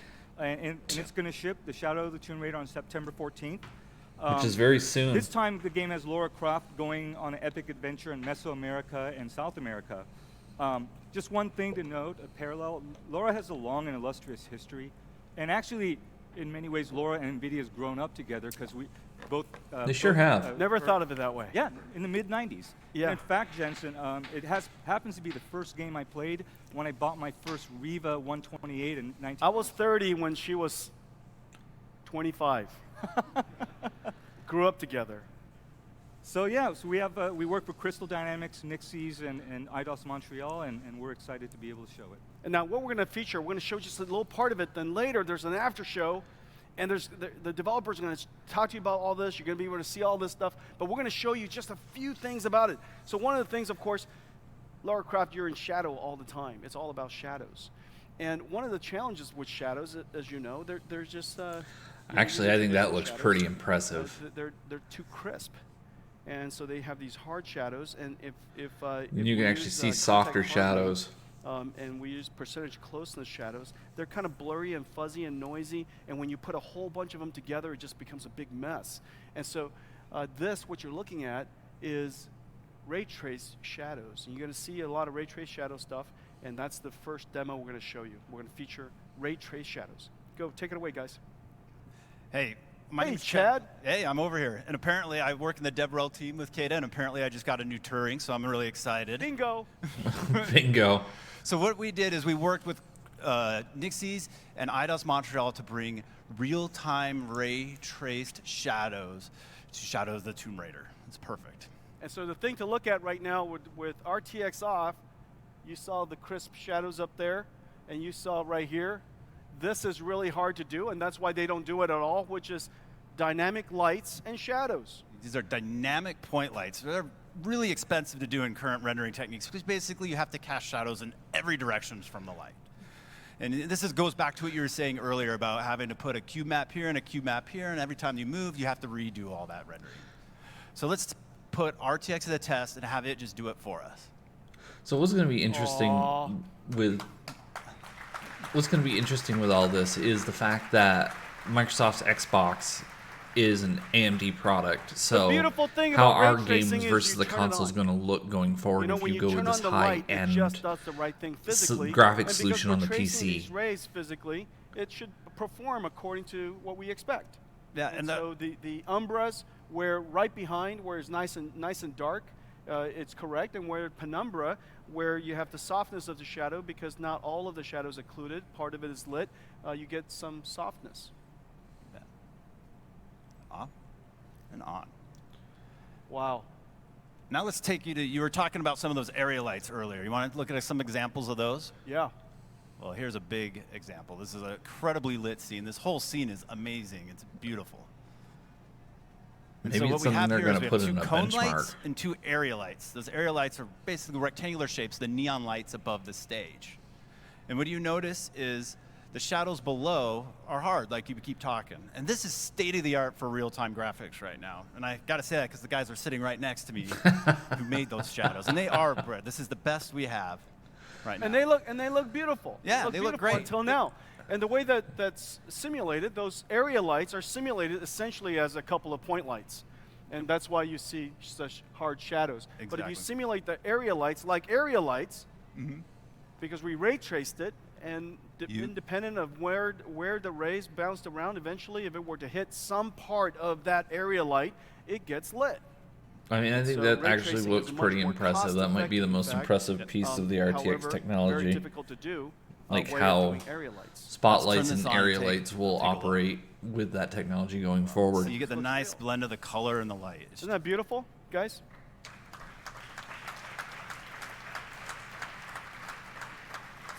It's rather. And we can do whatever we like. We could add more area lights. We could add more spotlights. You can mix it all together without trying to fidget with it, without trying to figure out what is the definition of right. Right just looks right. That's another wisdom. Right looks right. And talking to the artists that do this, they That's tell not me as good all as great things about the more you shadows. buy, They the tell more me you shadow is save. another Just color not. to them. They love shadow. And they also told me that shadow and light is what they use to set the mood and tone of their environments.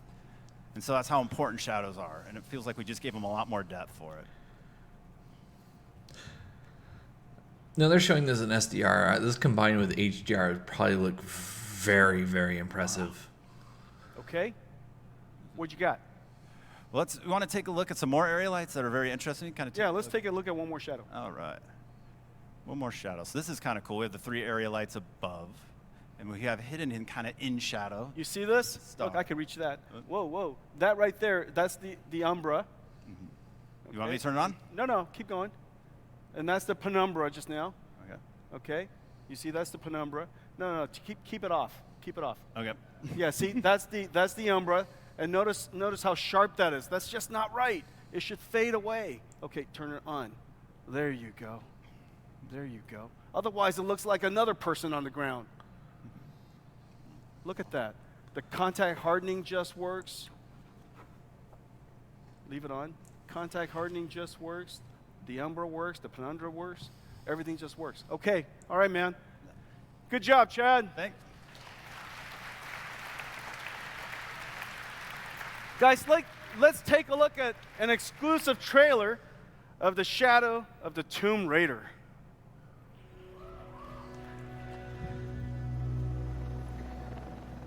What is that? GeForce RTX.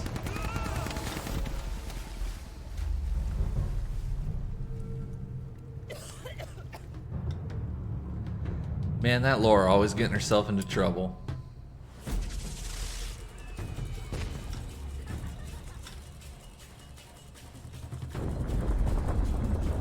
That's pretty impressive.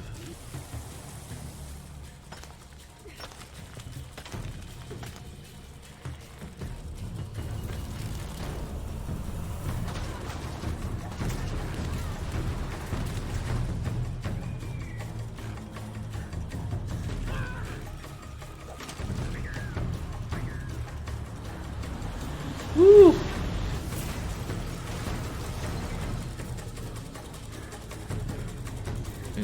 I mean that's just gorgeous.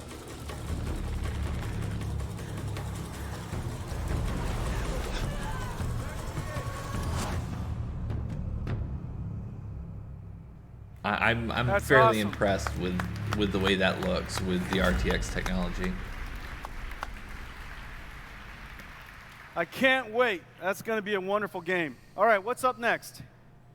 Well, another blockbuster, and this time we have Metro Exodus by 4A Games. Figured that would be man. in this list. Because they announced it way back at E3 that they were going to use the ray tracing So for those technology. of you who don't know, it's the third in the Metro series. This is set to take place in 2036 in the post-apocalyptic wasteland of the former Russian Federation. You guys know this. It's been super successful. In just 2 versions of the game, they've sold 7 million units. And this one, Metro Exodus, is due out February 22nd of next year. It's going to be well worth the wait. It's developed by 4A Games, who since for the first time we met with them, Jensen, back in 2009, they're super enthusiastic and very forward-thinking. So we're not surprised that we have them here today to show something awesome. Yeah, that's really cool. Now, the thing that we're going to showcase with this demo here is something that is just really, really hard. Basically, the way light works. Something super hard. Can you guys see this? My light is really bright, but basically, light is coming in from the outside through those windows. And of course, this part is lit directly. And the challenge here is that's an area light, and so we have to make sure that the shadows look right. However, that light doesn't stop there. That light bounces around this room, and it. So you have soft shadows and soft lighting. Depending on how close they are to that particular light, and maybe in the creases and the corners it's really super dark, but in other places it's more light, and direct light is completely bright. And so lighting this room using traditional computer graphics lighting is just incredibly hard, and this is the perfect showcase for global illumination. Now they want to use light, of course, to create these incredible moods, and so you feel, you know, a little scared when you walk into a room, instead of being completely black, which is not right, or completely lit, which is not right either. And so global illumination has the ability to create an aura, a feeling, a sensation that is really photoreal. And so this has been something that we've been pursuing literally for a long time. This is a 10-year pursuit that we have finally been able to do, global illumination. Let's take it away. So Matt, this is GI. This is GI on. This is GI. So, just as I was describing earlier, the light is coming in through the window. It's bouncing around inside, and as a result, we're lighting. Look at that. That corner is darker. That corner over there is completely dark. And that somebody just told me that you can pre-order on NVIDIA's site now. I do not see it. What you expected to do, and it does it all by itself. Just put sunlight outside. Super high intensity ambient light. Put it outside and everything just works. Everything just works. Now you could do it the other way. No, go to direct light. You see this? This is the way computer graphics basically works. Now, of course, we could create a whole bunch of fake lights. We can create a whole bunch more. Darn it, NVIDIA. You create more fake lights using spotlights. You'll get all these different areas that are lit too intensely, and others that are not. And it looks like you basically turned on a whole bunch of lights. Now, what you could do, and what Matt did earlier, is turn on basically a artificial global illumination light, which is basically a fake ambient light. It's like somebody comes in here, and instead of allowing us to light this room with global illumination, which is happening right now from these monitors, like for example, I'm being lit by the monitor, and you guys are all being lit by this screen, this 4K gigantic beautiful screen. And so the entire room is being lit with indirect lighting. But here, because we can't do indirect lighting back in the past, deep learning, as in yesterday, we had to put a fake light in here. It's like somebody comes in here and put a fake light and constant color throughout this entire room. As a result, the places that should be dark, like back there, isn't dark. The places that should be more bright is the same intensity. Okay, which is what you're looking at now. So this is wrong, and let's look at right. Look at that. I like right. Delightful.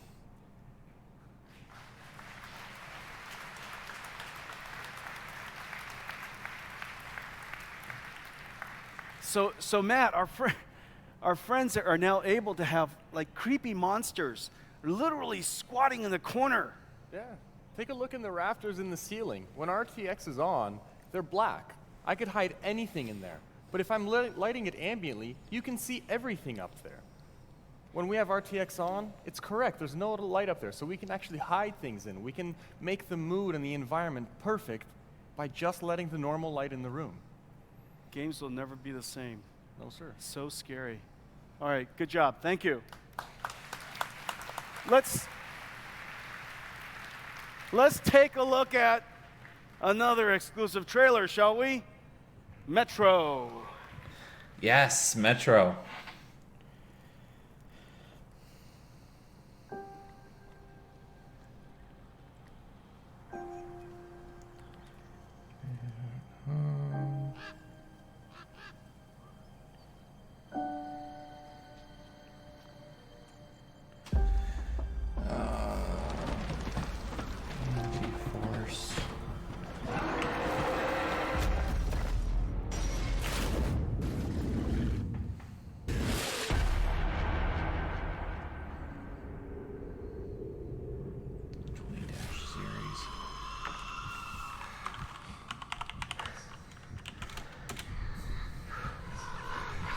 Okay. So, looks like stuff is already up for the cards. The GTX, or excuse me, the RTX 2080 Ti Founders Edition is $1199. The 2080 is $799. The 2070 is $599.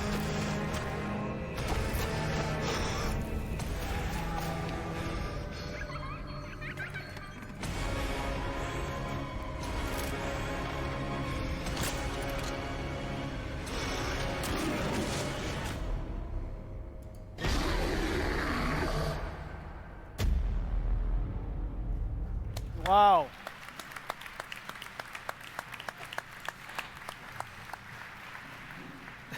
That is incredibly scary. I don't think we have enough arrows.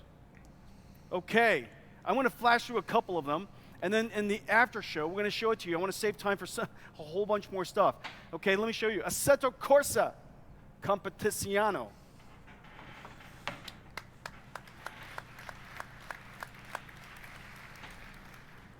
That's Italian. I spoke 2 languages today already.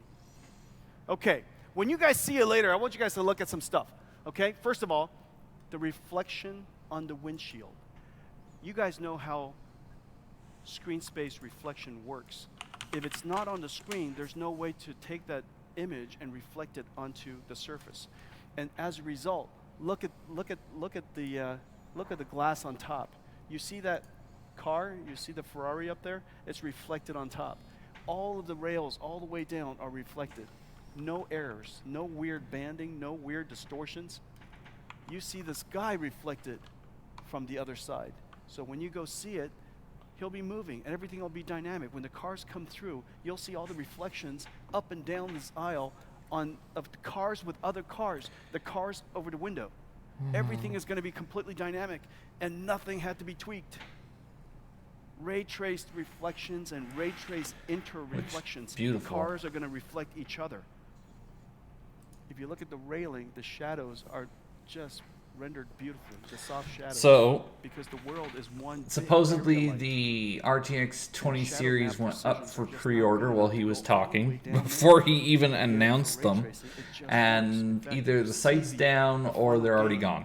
The other way, the shadows of the last buildings are completely gone. You're going to see reflections of the toolbox of the garage and the car in the garage. Everything just works. Global illumination just works. Ambient occlusion just works. All of the soft shadows underneath the cars just work. And you can look through the window, and depending on the angle of your view, you'll see Fresnel reflection. So sometimes you see perfect reflection. Sometimes you'll see through the car. Everything just works because ray tracing just works. You're going to see another game called Atomic Heart. And this game is just really interesting. And it's got wonderful reflections and refractions. And mirrors are curved. Curved mirrors. Nobody does that. Curved mirrors. It's impossible. Not for ray tracing. It just works. You get this area light underneath, casting that soft shadow for the robot behind it. Everything is physically based. All the materials are rendered beautifully. And so area lights, reflections of the scene that you can't see in the scene. So screen space just doesn't work. And yet everything just works here. Well, guys, I want to show you something that's really cool. You guys want to see an amazing game? I can't wait for this. This is probably one of my family's favorite games, and this is wow, guys, I can't wait. Yeah.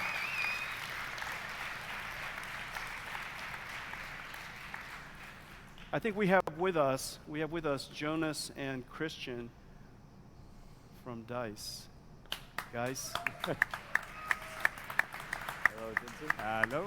Some of the brightest, the most amazing computer graphics engineers in the world. We've been working together on implementing RTX into Battlefield 5. Now, you guys, the anticipation of Battlefield 5 is so great. I don't think I need to introduce what is the concept of Battlefield 5. Oh, no. It is a World Battlefield War II 5 is a FPS. known It quantity. Is part history, part travel, part time Part travel. history, part travel. Part running for your life. Part destruction, real-time destruction. You've never seen destruction like there is destruction. Isn't that right, guys? Correct. You guys know destruction.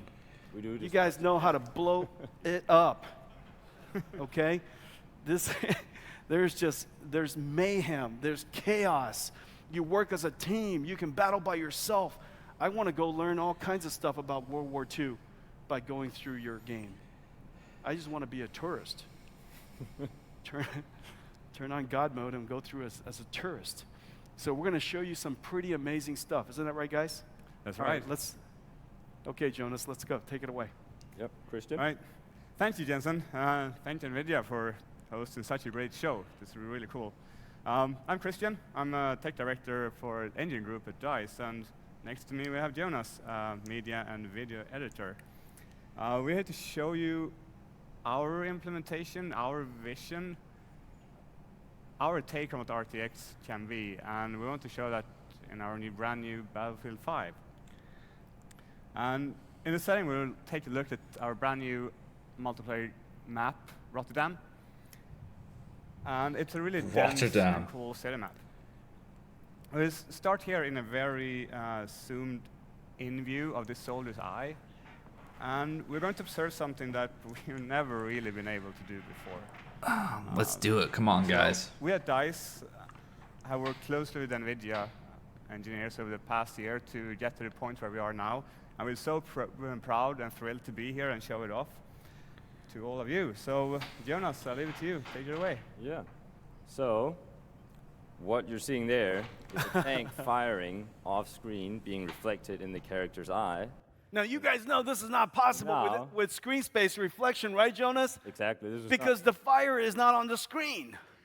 So now if we turn around and we then see the environment, we can see that the tank muzzle flash not only reflects in the eye, it reflects in the entire environment in the tram windows there and within the tank itself, moving here.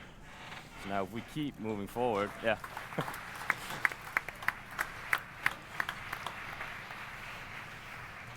Great. So of course, one of the big challenges of SSR is also complex surfaces like this. So now with RTX on, if we set off an explosion behind the tank here, but next to the car, oh, come on! Reflecting accurately within the car. I mean, that's pretty cool.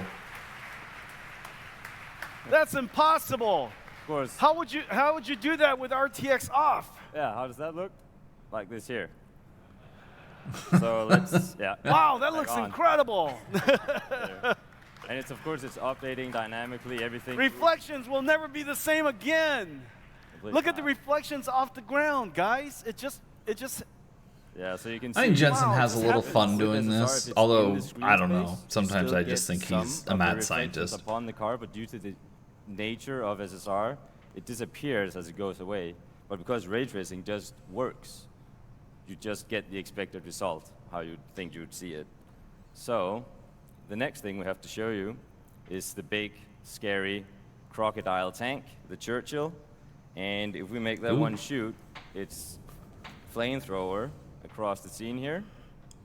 Then you will again see that reflecting upon the surface and on the soldiers battling it out here in Rotterdam.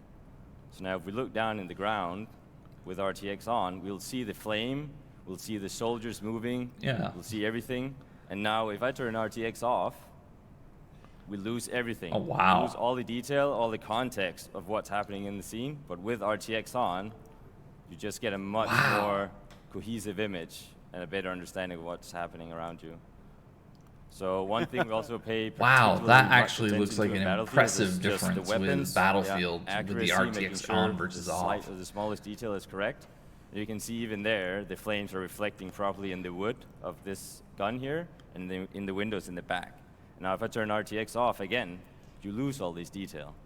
So, yeah. Wow. Really cool now, thing. Jonas, not so much what in you guys that have scene, done but when you're looking at the ground, all your guns, I mean, all of wow, the that was objects amazing. are modeled physically.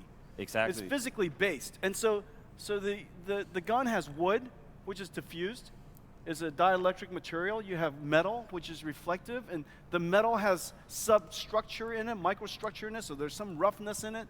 And so without doing anything at all, because it's physically based, we shoot a ray into that scene. It intersects with a triangle on that piece of metal on the site, and it figures out, I need to boink, generate another reflection ray, and it traces its way to the flame, which is coming by, and when it comes by, it accumulates on the surface, it shades it perfectly all by itself. Ladies and gentlemen, the magic of ray tracing. Exactly. And there's more. So what you see now are objects that are really close by, but ray tracing works for more yet. So up here we've got 2 C-47 airplanes. They've been shot down. They're crashing with their engines on fire.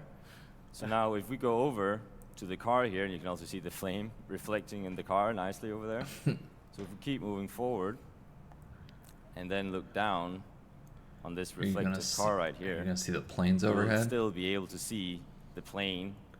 Look at the sun. If we move back here, we can see the plane reflecting in the car. Oh, yeah.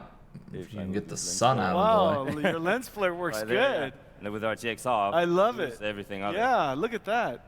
You can keep moving forward. Wow. I mean, you can kind of see the planes there still, just because of the way they made the car. But I mean, and Jonas, you guys did with a great RTX job on, it looks a with lot Fresnel better. reflection. Look when the angle is just right. It's just a perfect mirror. It looks beautiful. Exactly. So here it's a good example on transparent surfaces with Fresnel and PBR rendering.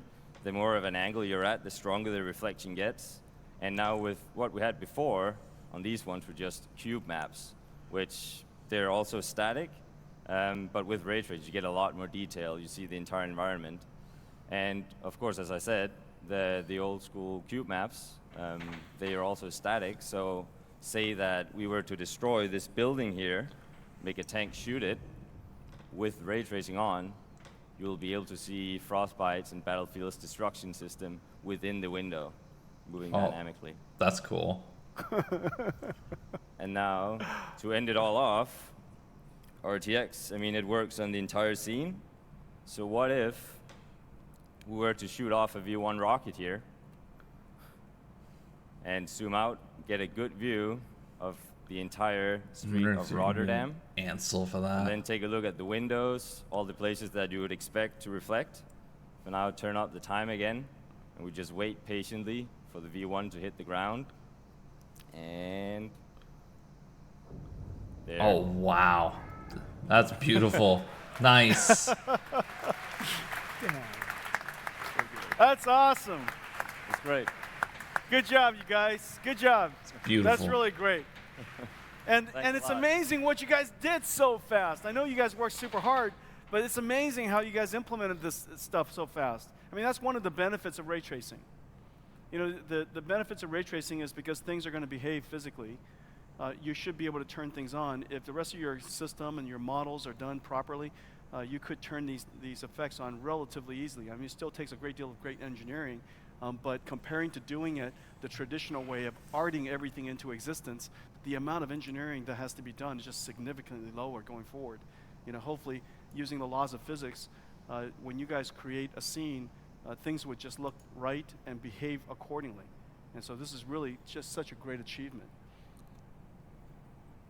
Wow, things are still falling apart. I've never given a talk in total destruction before. You guys do destruction great. You're great at destruction. That's a lot of pent-up anger there, sir. Lots of great destruction. It's terrible. Okay, you guys made an amazing trailer. Let's take a look at it.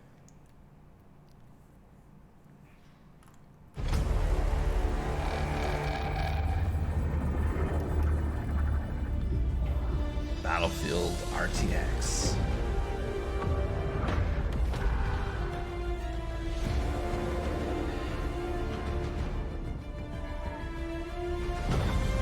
You know, I would definitely say it's amazing what kind of trailer work that people can do with this stuff.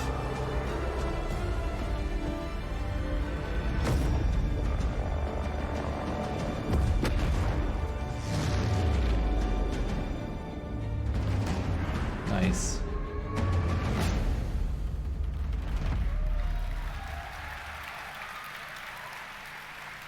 Very, very impressive. Wow, you guys killed it. You guys killed it. Real-time ray tracing, Battlefield 5. And we have a great surprise for you today. Battlefield 5, open beta, September 6th.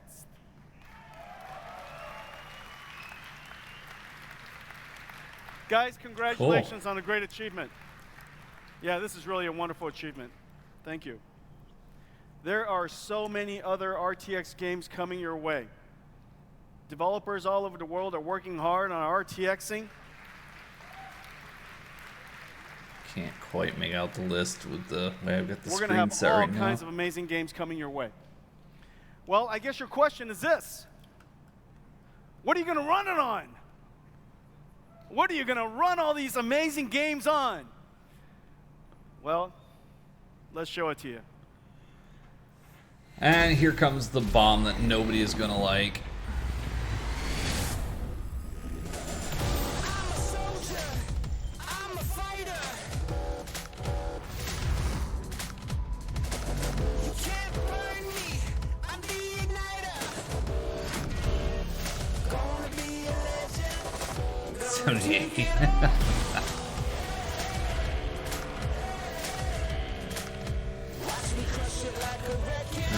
The double fan design is confirmed.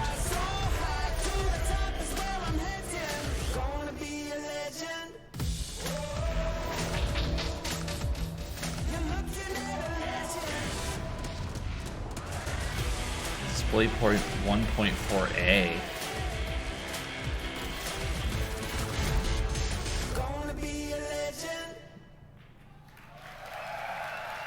Very nice. And here's the part that nobody is going to like. Ladies and gentlemen, 10 years in the making. 10 years. The GeForce RTX 20 series. Computer graphics reinvented. Isn't that beautiful? That's all right. I mean, it's a change from the old vapor chamber. Is unbelievable. The craftsmanship is unbelievable. Is it This real is the metals? best design we have ever done. Everything from the voltage, the power regulation, and the thermal management system, it is designed for overclocking. Crazy amounts of overclocking. Not to mention, it is just so quiet. Even when you're maximum overclocked. At maximum overclock, it sounds like 1/5 the audio levels as a 1080 Ti. It is so quiet. I don't know if I believe that. The engineering is just absolutely incredible. We're announcing 3 models today. 3 models today. We're announcing 3 models today.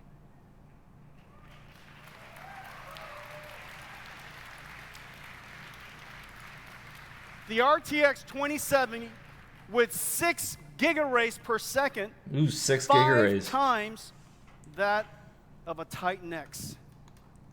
5 times that of a Titan XP. 45 trillion RTX ops per second. 45 trillion RTX ops per second. That is several times the performance of a Titan X. 8 gigabyte frame buffer. RTX 2080, 8 gigarays per second, 60 trillion RTX ops. About 6 times the performance of a Titan X for ray tracing. 8 gigabytes. And then For the ray RTX tracing. 2080 Ti. 10 gigarays. I love gigarays. I know you do, 10 Jensen. gigarays. Shoot as many rays as you like. Go crazy. Just shoot rays. 78 trillion RTX ops, 11 gigabyte frame buffer. Starting at $499. What? Wow. Starting at $499.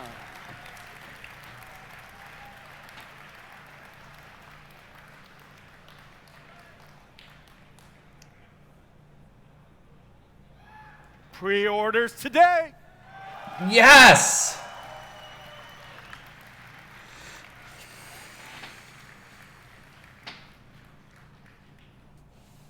on shelf everywhere, September 20th.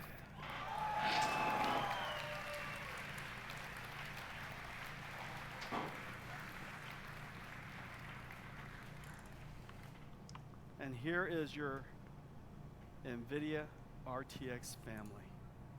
The NVIDIA RTX family.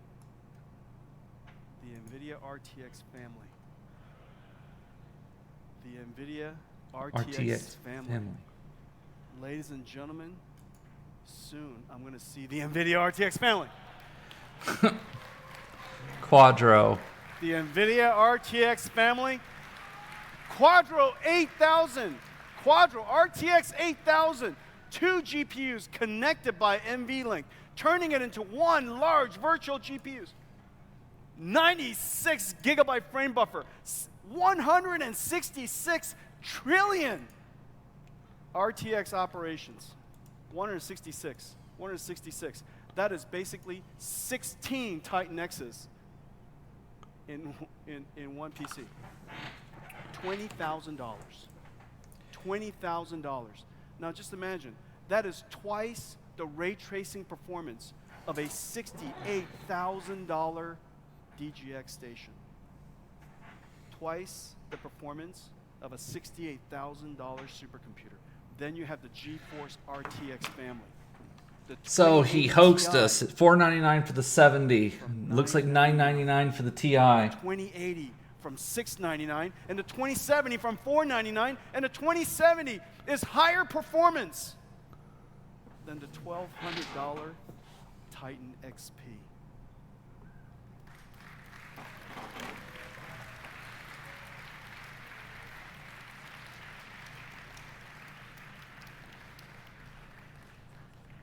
Look at it this way. I want you to look at it this way. Whoa. Look at this. This is what they look like. The biggest generational leap in the history of computer graphics. Our beloved Pascal, the best GPU the world had ever seen. I'm impressed. Next to the Turing family. It is a shocking contrast. 10 years in the making. 10 years in the making. The RTX family. So proud of it. Well, that's our show. The GeForce RTX. I think that was a great bomb at the end, considering all the prices that went up. The first to implement the NVIDIA RTX platform, reinventing computer graphics using this hybrid rendering mode of rasterization and ray tracing, compute using CUDA, and artificial intelligence. Artificial intelligence that was trained using supercomputers. And all of those neurons and all of those weights from all of that experience then sits inside your PC, and it generates images that no possible software written by humans could do. And it generates beautiful images. The Turing, the largest generational leap in the history of our company. The most important new GPU we've created in 10 years since CUDA. 78 tera RTX ops. 78 trillion ops. Basically, changing things so dramatically, we have to change the way that we talk about performance. Because in the future, you're going to ray trace parts of the image, you're going to rasterize parts of the image, you're going to use do a bunch of things. Processing on some of the image, and you're going to use artificial intelligence to generate all kinds of pixels that are impossible to generate otherwise. And the GeForce 20, the GeForce RTX 20 series, starting at $499, available everywhere on September 20th. What do you guys think? I think that's amazing.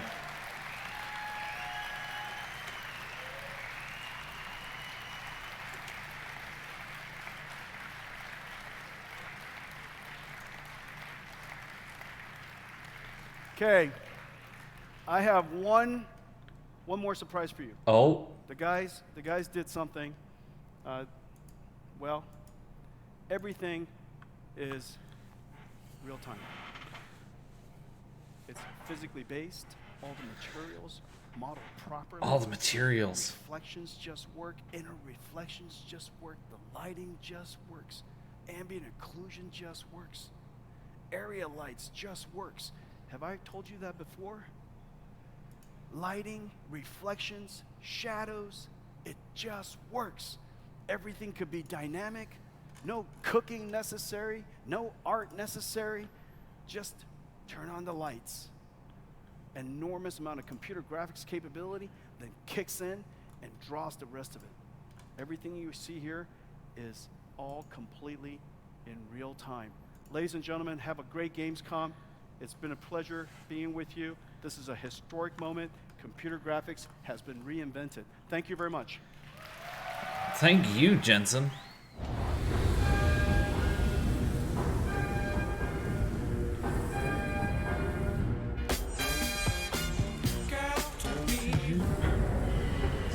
So he goes back downstairs.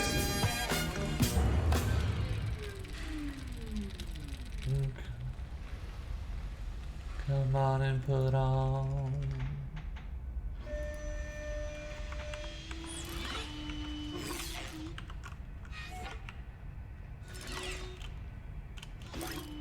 The boogie boogie shoes.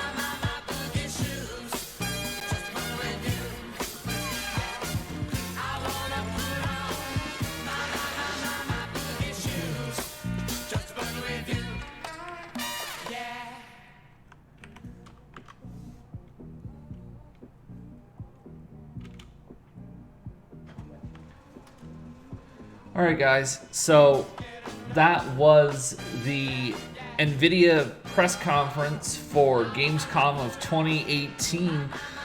We are looking at 3 cards launching on 9/20, which will be the RTX 2070, 2080, 2080 Ti. Starting at $499 for the 70, it's going to be $699 for the 80, and $999 for the Ti. These are definitely prices that are better than what we expected. As rumors swirling around the internet were saying $1199 for the Ti. You know what? I'm pretty impressed. I'm gonna have a full breakdown later on, but I'm just gonna leave this today just saying good show, NVIDIA, and it'll be interesting to see how your cards benchmark here in the not too distant future. I want to thank you guys for joining me, and you guys take care of each other out there.